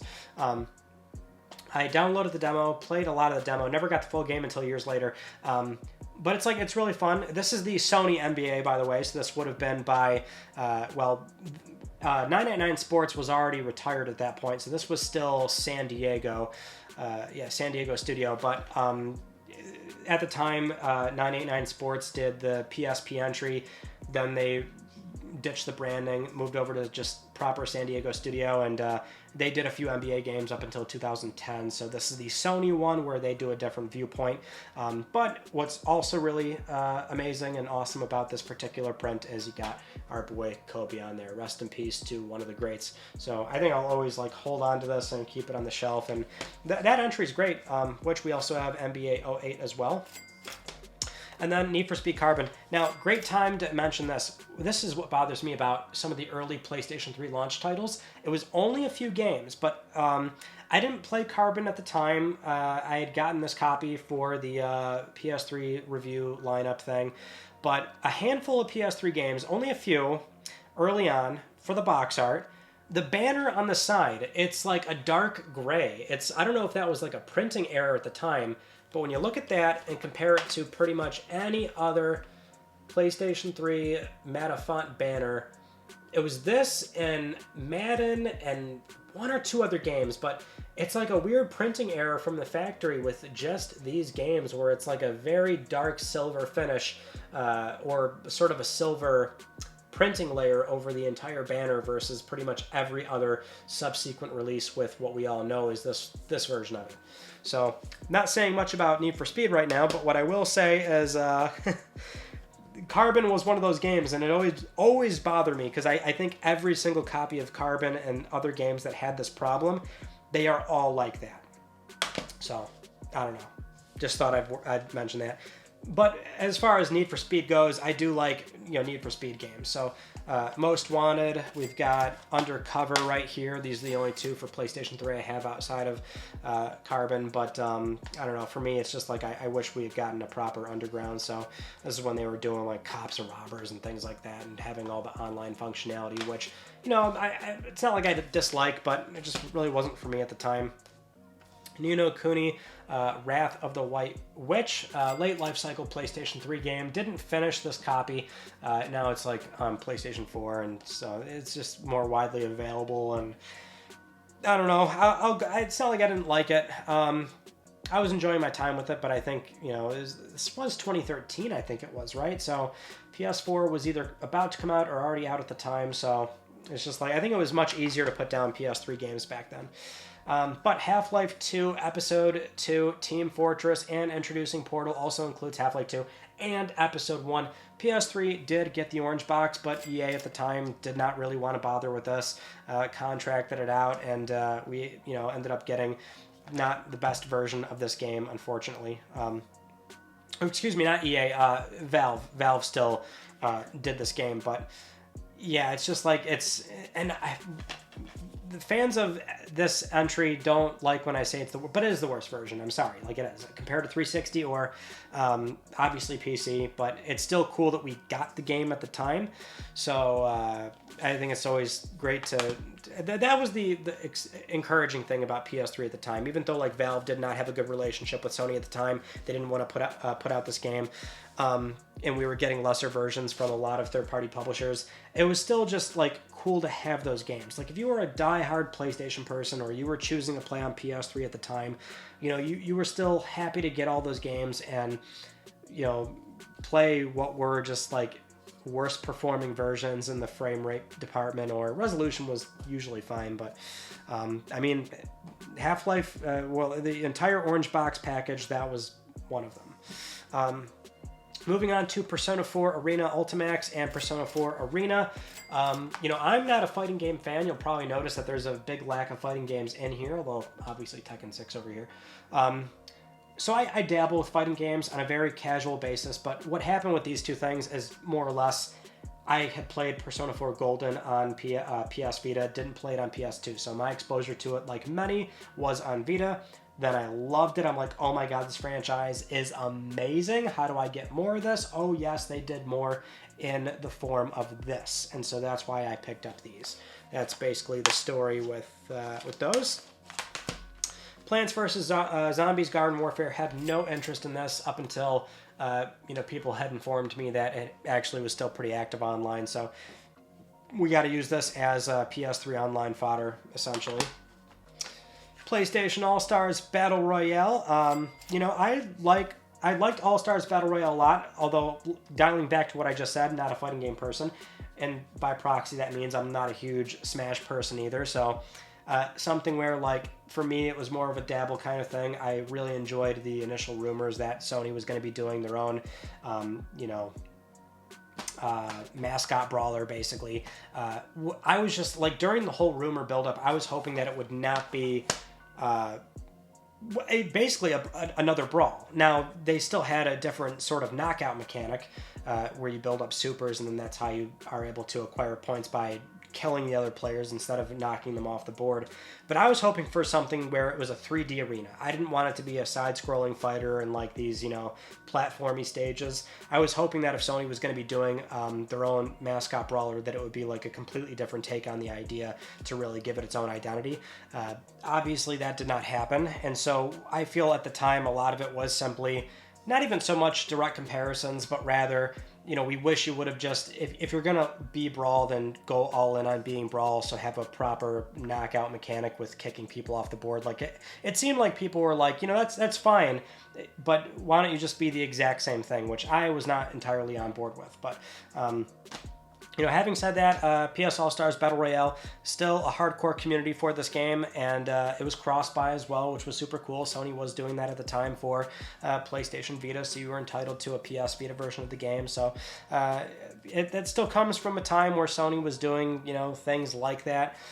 They still have certain initiatives that are the same thing, but we're getting into an entirely separate sort of conversation at that point. Either way, PS All-Stars is a very sort of PS3 style game in that it represents many things that Sony again was doing at that time, and the sort of place they were in for trying to sell nostalgia and reverence and appreciation for PlayStation IP, which also kind of goes into our next game, PlayStation Move Heroes, which this is just, I don't know, it's not great, it's weird, silly. I guess there's a novelty to it because of course it has our three main PS2 platformer mascots there, which all three I love. I mean, this on paper, this sounds like an amazing idea, but that being like a PS Move game called PlayStation Move Heroes, it's just like, this is not, I think, what we wanted out of this sort of idea of seeing these three team up, but I mean, at least you got it in the form of that.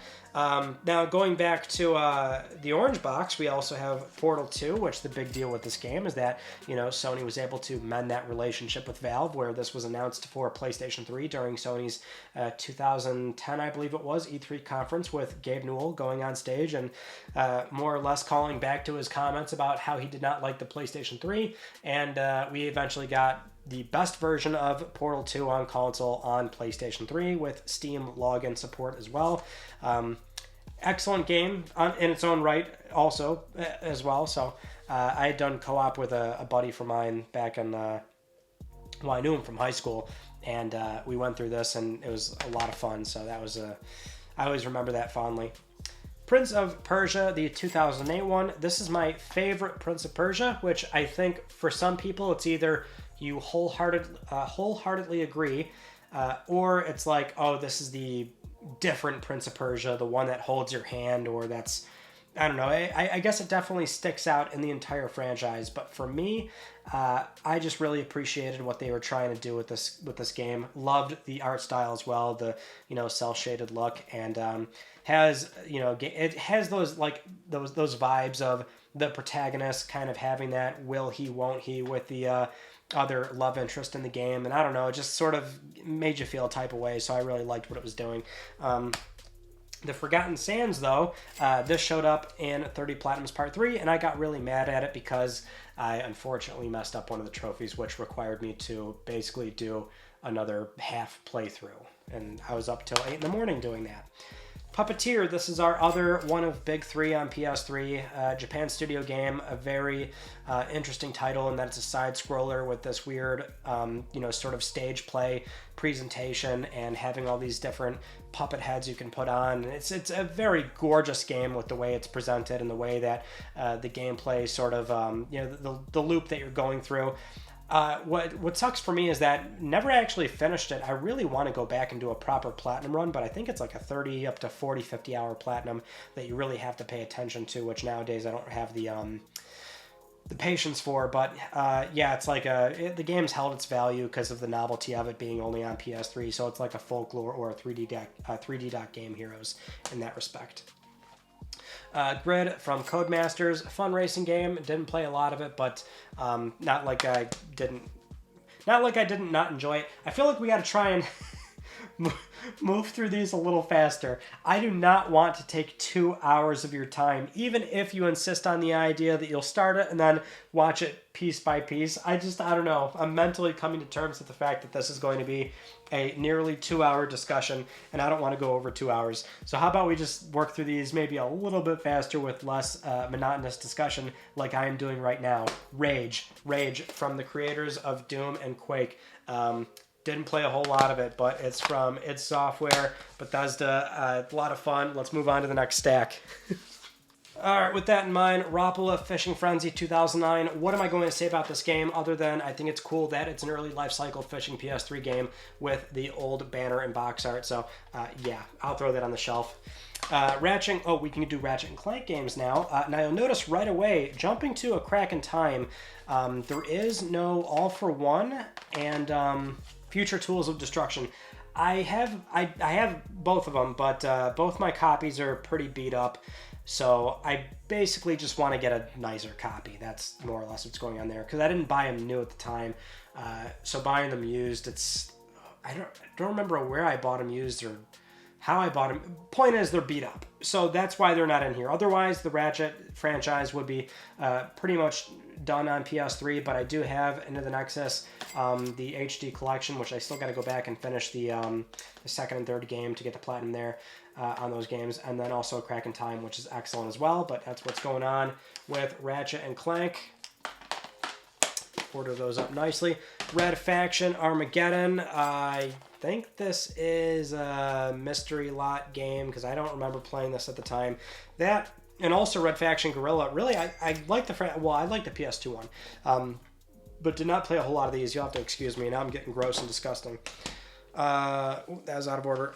Resident Evil 5. Yeah, so here's the thing. Only Resident Evil game I have, I'm just not really, as much as this might pain some of you to hear, not a Resident Evil person. I'm just not. So I do recall that, like, huge buzz for, RE5 on PlayStation 3 and Xbox 360. I really don't know how fans feel about this entry in the franchise, but I know 6 was... I guess more poorly received versus this one. I don't think it's bad, but I think this was also from a random lot because really you'll find out of my entire collection, like I just don't have Resident Evil games. They're just not really for me. I'm sure I would enjoy them if I really sat down and gave them that time, but I don't know. They're just, in my view, they're not something that I would want to play first compared to something else. But going to the PS3 launch day banger, Resistance Fall of Man, Resistance 2. This is the alternate box art, which would come with the big box that had the Chimera collectible, which I still have sitting on the shelf. Which, by the way, for LBP, I did have the LBP 2 big box edition with the bookends and the actual Sackboy collectible little plush. Anyway, Resistance 3. Another PS3 franchise favorite. I mean, these games are awesome. I love alternate history stuff. I think it was really cool seeing Insomniac go from platforming Ratchet and still doing that, but then also doing a first-person, sci-fi alternate history game, which had a lot of very cool themes. They still had their chaotic and goofy like weapons that were going on with this game, right? With those being the alien weapons you can pick up and use. God, Resistance is just so good. Loved the co-op in 2, by the way. I played a lot of the co-op, which was like a separate 40 to 60 hour thing you could do on top of standard 60 player multiplayer battles, which was a big thing for this game at the time. Resistance 3 I find had eventually the best story, even though near the end you could see they're really trying to wrap it up and get the franchise moved on, which was unfortunate. And we did not get remasters on PlayStation 4, which I find very frustrating. At the very least, if we never get a proper new entry in the Resistance franchise, I would at least love a modern port with them spruced up just a little bit. Give me a frame rate and resolution bump and a trophy list for the first game. Resonance of Fate. I picked this up recently. Actually, when I was hanging out with Mr. Rightway when he came over to Western New York, and we went to one of our local game stores, Heart of the Game, and they had this, so I picked it up. Have not had the chance to play it, but it was something where I bought it. That's when I bought it at the time. Sealed PS3 game, which this, as far as I know, is, well, this and the other one, which is, we'll get to it later, but Retro City Rampage DX. So this is a very, very late life cycle PlayStation 3 new print release. So this was pre-ordered and bought new. It was only limited to a few thousand copies or something, but it's like, how do you not buy one of the last new PlayStation 3 games, which came out in, I want to say 2022 it was? 2022, maybe? The pre-order was 2021. I don't know, I'm getting a little mixed up, but like that's super late. You can see late life cycle prints or reprints on PS3 come with these, like this is factory sealed, but you get this this case where it has like the 2 impressions here as a, where you could, go in and pry it open there. So it's like a very late print run. That's how you know, at least. But That game's super fun. It's like on everything too, so it's cool that like their shtick is trying to ship on as many platforms as possible, and having a physical print on PS3 is super cool. Okay, launch title Ridge Racer 7, also another PS3 launch title banger. One of the few games at launch with like that, NBA, Marvel's Ultimate Alliance, a 1080p. Well, at least 1080p game. This one, 1080-60, looks beautiful on PlayStation 3. A lot of fun. Ridge Racer is one of those franchises where they try to always be like a launch title on a new console. So that's like their shtick. They do it with a lot of a lot of console launches. Rock Band 2. So yeah, this game is the one. That Rock Band, the metal track pack I have. Oh, Rock Revolution. Okay, so didn't play a whole lot of this, but I do have it. But technically, got to reorder it this way. But the point is, Rock Band, so that was like the one. I mean, Guitar Hero sort of like set the precedent for being the guitar game that really became this huge, casual, massive success at market. But then Rock Band was the one that stepped in and said, well, all right, we'll do all the instruments, right? We'll do singing, we'll do the drums and everything. So that I bought the full set. And like I mentioned earlier, like I like rock, or any sort of variation of it. But again, it's not like the first thing I would listen to. But like I guess that shows what Rock Band meant to everybody at that time. Where even if you weren't like a huge rock person, like it was just so fun to buy all the instruments and play with your friends. And it was great for parties, house parties, and things like that. So I had the full set. What sucks is when I moved out of if you remember from long ago, many call it an attic, but it was technically still a bedroom because it was just next to the roof line, but my very old room, which was basically a childhood room. So that's where I, had the game and all the accessories. But when I moved to my second apartment, so that was, that is where I didn't bring all that stuff, which I don't know why. I should have, because now they're like expensive to get genuine ones, and it'd be cool to like boot up Rock Band 2 again. So I only have the disc, and it's kind of useless right now, but it's still, Rock Band was a big deal at the time. If you know, you know. Saw Sealed. So this I bought as a candidate for 30 Platinums Part 3. So a lot of the backstory, or at least the behind the scenes insight into planning that kind of very long upload that takes a lot of time to not only film but edit and put together, is that I had a short list of like 45 games that were, candidates. As in, out of all these 45 games, at least 30, hopefully as many as I can do, are going to get done for the video. But as I was filming, and while I was in the middle of the challenge, it was a matter of, starting the day, looking at the list and going, okay, what can get done today? Or what do I want to move around? Or what's maybe not going to make it? Saw was in the 45 games. Saw did not make it. But having said that, it's a new copy, which was cool to get because it wasn't that much more than a used copy. And also, I'm a big fan of the Saw franchise overall. I actually really enjoy those movies. Not for the torture aspect of it, not so much into that, but I love how it's actually this really weird intertwined like drama almost with the plot line and the story. So you can imagine my excitement when Saw X or Saw 10 came out somewhat recently, and now we're getting another one this year as well. Okay, that's what it's called, Shakedown Hawaii. So between this and Retro City. So one of the last like new PS3 games you could buy, so I had to get that and Retro City.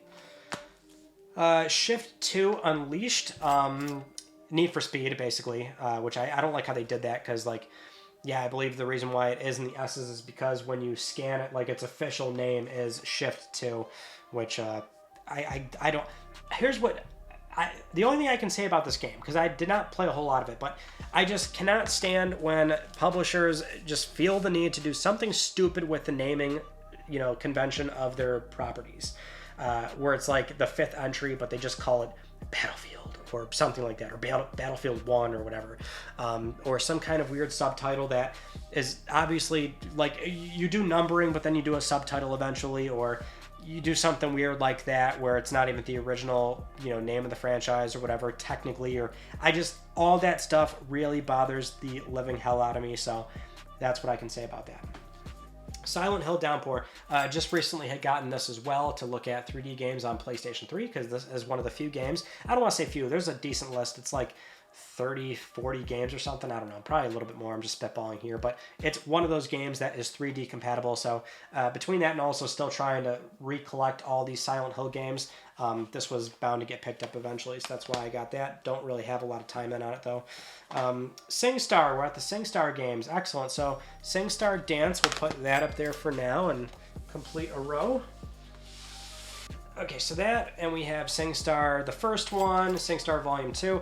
Not first one, I should say, but why did I do it? Now I can just leave those over there. They don't have to be in the center. We don't have to do the Tim Allen neighbor thing. Let me tell you something, Tim. I am a big fan of SingStar. So Sony's been doing SingStar for a long time at this point on PlayStation 2. But we, of course, got PlayStation 3 entries. Now, this is actually the first one I got. I got Volume 2. So that's the big box that I have with the microphones.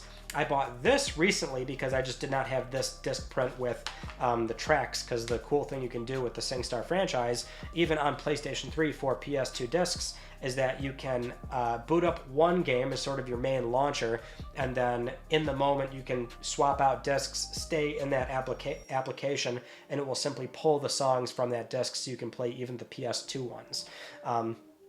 Even if you don't have a backwards compatible PlayStation 3, that functionality is still possible.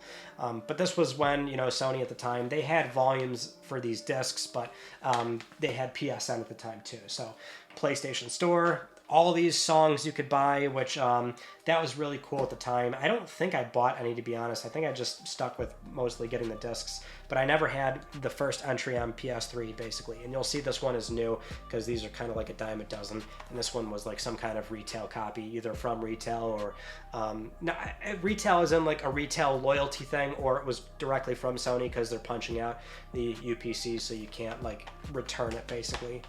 But that's what's going on there.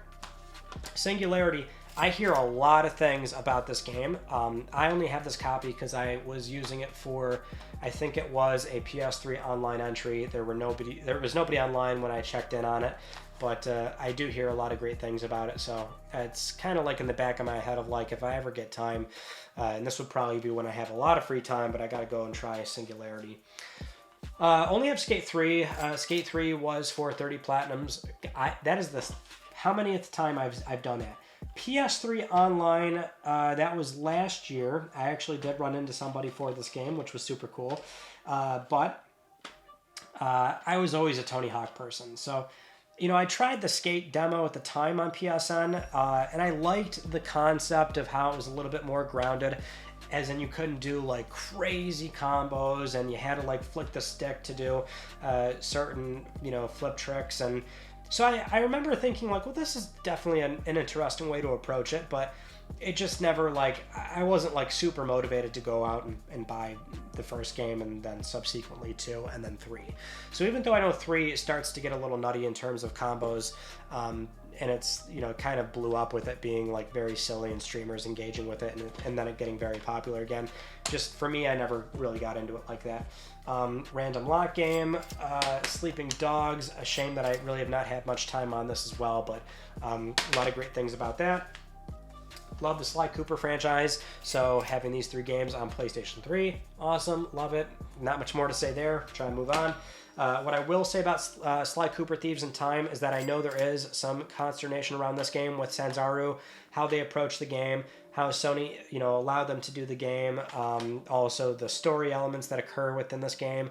So for many Sly Cooper fans, they don't consider this a proper Sly Cooper entry. Now for me, and I consider myself a very big Sly Cooper fan, this to me did feel like the game. It had the essence, it had the charm of the characters, they nailed the gameplay. I liked what they were doing with certain new gameplay elements, and the sort of, time travel-y aspect. I mean, I like going through it, like I felt as though it was done by Sucker Punch. Like it had the same sort of energy that the franchise had. So for me, it felt like a proper entry, but I know for some, that is not the case. But it was also another cross-buy game, so you could buy it on, or rather get entitled to the Vita version as well, which was super cool. SOCOM Confrontation, not a SOCOM person, so I just have this because it's been super cheap and it's like, why not? Servers have been restored on this game as well, so you do have an option to play this game. But from what I remember at the time, this was also something where people just, like, diehard SOCOM fans were not super into it. Although there is definitely an audience for it. Some people did really enjoy the game. And moreover, it was an extremely difficult platinum for just how long it was going to take. So that was never going to happen for me anyway. Sonic games. All right, so Sonic, don't have a lot on PS3. I only have Transformed, Racing Transformed, Generations, and then Sonic the Hedgehog, the 08, not very good Sonic. I think it's just, I don't know, there's a certain novelty to it. So I like having, oh, the Genesis collection as well, excuse me. So these are my Sonic games. I mean, this is more of a compilation, so a bunch of Sonic games, which I feel like at the time this was a must on PS3. It felt fairly feature complete from what I remember versus other Sega compilations at the time. So also it was a pretty achievable platinum, so this was fun to have. But yeah, Genesis collection, Generations. You know, I'm not a big Sonic guy, if I'm being honest. So for me, I would have to say I don't dislike Sonic. I think I have to be in the mood for those games, so that's why, like, out of my entire library, I've got some, but not a lot. I'll never, like, claim to be a big Sonic person. It feels like a lot of Sonic games are just not good in my view, but no flack to anybody that is super into the franchise. Sorcery. This was that one PlayStation Move game where it was, I think, E3 2010 or 2009, somewhere around there. But Sony was dedicating a lot of stage time to their PS Move games, so showing off the wand and the, you know, whoosh, whoosh, whoosh, right? And so for a lot of folks, it's like, I don't care. I don't want to see this game ever again or whatever. But one of these days, I want to go through this title actually. Then we'll get to, if we haven't already, Wonder Book games at some point. Split Second, cool racing game that I guess was a lot more popular than I thought it was, because this showed up in again, I want to say 30 platinums. PS3 Online 2022, I want to say. So yeah, there's still a pretty big community for that. Starhawk. So in comparison to Warhawk, I played a lot more of that, not so much Starhawk. So really, I can't speak on the game because I played, I think it was the beta. I think that's it. I don't know. It was something where I think my time with, like, the idea of it was kind of over to me.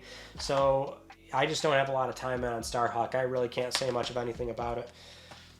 Start the Party, published by Sony. It's one of those, you know, party camera games with move functionality. Sports Champions, though, if you did buy PlayStation Move at the time, this was basically Are We Sports on PlayStation. So it was the pack-in title that would give you everything. And it's not bad, actually. It's not a bad game. Like, there's like a number of events you can do and things like that. It's a bit more feature complete versus, you know, Wii Sports, but you know, for many, this is obviously not it didn't have the same sort of multiplayer fun that Wii Sports had, but either way, that's sort of the easy association Sports Champions tends to have. John Woo's Stranglehold, played the demo on PSN a long time ago, never got the full game up until about 2 years ago in Vegas. I was at Retro City Games, and I think it was the one closer to the Strip. They had this, picked it up, and so it was just cool that, like, now I finally have it. Eventually I'll go and play that game.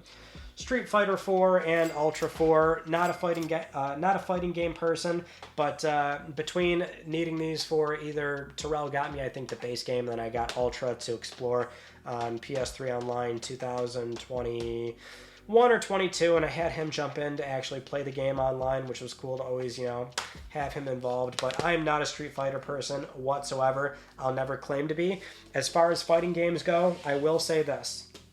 I like my Tekken. Tekken, as a casual guy, it's much easier for me to button mash and have my fun with it, so I've got that. I've also got Tekken Hybrid, which will have Tekken Tag Tournament HD, and also the Tag 2 Prologue, or whatever the case is.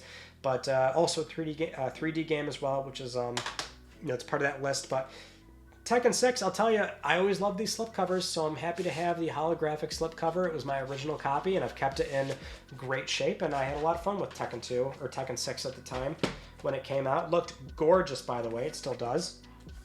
Terminator Salvation showed up in 30 Platinums Part 1. This is like a very early trophy hunting game. If you were trophy hunting in 2008 to 2010, like, you know, and you were trying to keep up with every single platinum, one of the earliest platinums was this game, because it's only got like 11 gold, and it's basically just finished the whole game. This was one of the earliest, like, you know, cheese platinums on your list, and I avoided it for the longest time up until I monetized it for Part 1 for 30 platinum. So I think my reasoning was pretty good. I held off for a long time until I finally did it and put that on my list. As I mentioned earlier, the other sports games that I will indulge occasionally is Tiger Woods, or a golf game. So I do have Tiger Woods 07, just kept this one. I think this is another, look at this. I think this is another, yep, it's another example. Look at that, the label, dark on this one, normal on that one. So that is another title that has the weird printing. I assume it's an issue. Tom Clancy games. All right, we've got Ghost Recon Future Soldier. We have Hawks. We have Rainbow Six Vegas. We have Vegas 2. These are all my Rainbow Six games on PlayStation 3. I think there's only Hawks 2, and maybe there's more. I don't know, but no, there's other Future Soldiers, isn't there? Either way, I am not a Tom Clancy person whatsoever. A lot of these are for PS3 online exploration, or I think Hawks I also got from a random lot. Project 8, PlayStation 3 launch title, and I had a lot of fun with this game as well. You know, it's something where, it kind of like, going back to like what I said for God of War 3, like, it was always like, ooh, I can't wait to see what this franchise is going to look like on PS3. And so Tony Hawk was one of them. And I remember that intro sequence for the game with like the slow-mo sort of flips that a lot of the skaters were doing. And you could just see the visual fidelity of the game on PlayStation 3 and 360 as well. And I just remember being excited about like just how the games looked back then, right? It was definitely more of an excitement for the visual side of it versus the gameplay department, which early on, like, that's always kind of the thing going into a new console.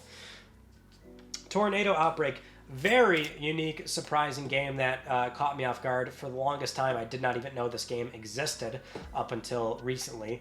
And what's so cool is that this is like basically a new IP in the veins of like Sly Cooper. Like a lot of the Sly Cooper team, while a lot of the like foundational members of Sly Cooper went off, formed their own studio, made this game, and then they were acquired, I believe, if I remember correctly, something like that. But it's basically like a natural disaster Katamari game. Very weird, but it was just like, that is a super cool game. What's not super cool is Truth or Lies, Someone Will Get Caught. A party game, which I think was part of another random lot, so that's what's going on with that. Turok, I had actually gotten this from also in Vegas Retro City Games, so it was a very late pickup, because again, that was like only a year ago, but I'm always drawn to the idea of like good dinosaur games, and not saying this one's good, but I always had wanted it at the time, and I never eventually got it up until recently, so at some point I will go through that. Uncharted Drake's Fortune, Uncharted 2 Among Thieves, and Uncharted 3 Drake's Deception, the Uncharted franchise on PlayStation 3, the early blessing of good PS3 games with Uncharted Drake's Fortune. Uncharted speaks for itself, so what I will say is, like, yeah, 2 is amazing, and it really, I don't want to say put the franchise on the map, but this was around the time where for 2009, PS3 with the new slim console, the lower price, now finally having a reputation for solid games coming out on a fairly consistent basis. You know, that game's excellent. I'll always vouch for 3 being much better than people tend to give it credit for. I still think it's a very strong entry. And for the original game, if you were there in 07 at the time, it not only looked gorgeous, but, you know, it was something where, kind of like the other, with, you know, Insomniac and Sucker Punch, you know, seeing Naughty Dog do something a lot more grounded, and gosh, I think it represents a lot nowadays looking back at PlayStation history. But the other thing too is that this game got a trophy patch early on when Sony finally launched the trophy feature on PlayStation 3 in 2008, and it was the first game to have a platinum. So this is my first platinum trophy, the first game that ever got platinum trophies. It was Super Stardust HD was the first trophy game ever. That's my first game on my list, 100%. And then Uncharted Drake's Fortune, my number 2 game, first platinum, second game to ever get trophies as well, which I always like to point out because your boy over here, PlayStation OG. All right, Unreal Tournament 3 for PlayStation 3. This one is also pretty fascinating in that, Epic was a big supporter of PS3 early on, and moreover, it was something where this game actually did support mods on PlayStation 3. One of the first, I don't think it's the first, but one of the first games that supported user-generated content on console, basically. So it was, very cool to mess around with that. And I played a lot of this. The Platinum's actually kind of a pain to do, which I did at the time. So, for me, it's one of those things where I would never do that again. But I'm glad that I did do it at the time. I had a lot of fun with that. I love the fast-paced movement and shooting feel for the Unreal games. Untold Legends Dark Kingdom. I think if you played the PSP entries, then this was kind of a no-brainer, even though it didn't review all that well on launch day from Sony Online Entertainment. And it's not a strong Untold Legends game, obviously. But day one, it's like you just didn't have a whole lot of options. Once you're done with Resistance, then what are you doing? Do you like racers? If not, well, then you're probably maybe getting something like this as a not very good but decent enough dungeon crawling game. Vikings Battle for Asgard. This is sealed because it showed up in a, I think it was a mystery box, because also one of those retail loyalty games with the UPC punched out. I think that's how I have this. Obviously, I did not get it right away at the time or something, so I couldn't tell you. I'd never played the game, but I'm sure that's how I came into that copy. Virtual Fighter 5, this was somewhat of a recent pickup as well. Early title in the the 7th gen period where it looked gorgeous, by the way. I guess that was the thing that stuck out to me the most. When I talk for this long, my language goes down the gutter. I start slurring like crazy, which I just did, and I can't keep it together. So we're near the finish line here. Let's get this wrapped up. Virtual Fighter 5. I'm not not only am I not a huge fighting game person, but Virtual Fighter, I just don't really tend to care. But 5, I don't know, I remember that one at the time just really sticking out, looking gorgeous on PS3 and 360. So it was always on my head of I want to get that game at some point. The Walking Dead, a Telltale game series, physical. The first time I played this was for 30 Platinums Part 1, where I played it basically 3 times at the same time. So on PS3, PS4, and PS Vita. This might shock you for me to say this, but that is not the way to play that game. It was enjoyable. I'm not a huge Walking Dead person, but as far as a story, primarily story-oriented game goes, where you pick and choose your own path, and it's not super focused in the gameplay department, it was enjoyable. Just that the experience of running 3 consoles at the same time for the sake of getting trophies, no surprise here, it's not really how you want to go about doing that. But it's also one of those easy platinums where you just go through it, complete the game, you get platinum, which is how most of the Telltale games are. Now, this is my PlayStation 3 online game, Warhawk. Spent a lot of time with Warhawk. So between Call of Duty 4 and Warhawk, and a little bit of, a lot of Resistance 2 and GTA 4, I guess, by association, because I was going for the platinum. I guess what I'm trying to say here is I played a decent amount of multiplayer on PS3, but I loved Warhawk as an original IP and entry from Incognito. I just love the mix of tanks, on-ground combat, the flying, obviously, how you can sort of pick your specialty, and it's very team-based. I loved playing Capture the Flag. I have a lot of good memories with Warhawk, and it still lives on with revived servers. We Dare. Hello, Scott Wozniak. Thank you again for being a part of my little bit, because really that was something where when I was doing the research for 30 Platinums Part 3 and I stumbled upon this game, the PS3 version of this title, and I had seen that it's like a 5-hour platinum, which is like a very good candidate for that series. My immediate thought was like, oh, well, not only is it a silly, goofy game, which I got to have some of that in there for just the viewership experience. I thought, well, it'd probably be super cool if Scott had a bit in there as well. So appreciate you for being a part of that. And, well, you've played the game. And if you have not played the game, if you're not Scott, then don't play this game because it's stupid. It's terrible. It's not at all sexy. This box art is incredibly misleading. Unless they're making the suggestion that you are going to have sexy time if you do some dance choreography with your significant other or somebody you're bringing home hoping to get laid. I'm not sure if that's the approach you want to take, though, of like, oh, you want to get a little bit cozy? Yeah, I was thinking about firing up Material Girl. You think you could do a little number with me? And, if it leads to this, then more power to you, but I suspect that is not what's going to happen.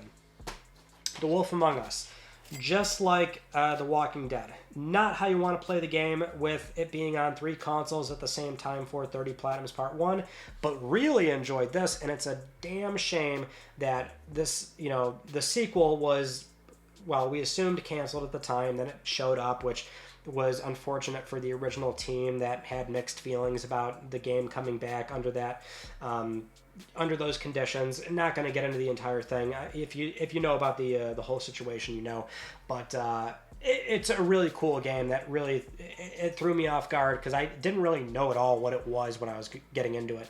And it sucks that like I was super engaged, but I'm like, oh, I'm doing this 3 console thing at the same time. Wonder Book, Book of Spells, Diggs Nightcrawler. So these are the Wonder Book games.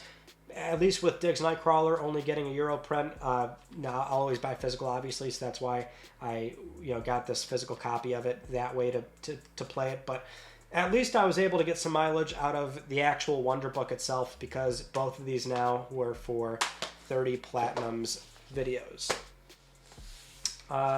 X-Blaze Code Embryo.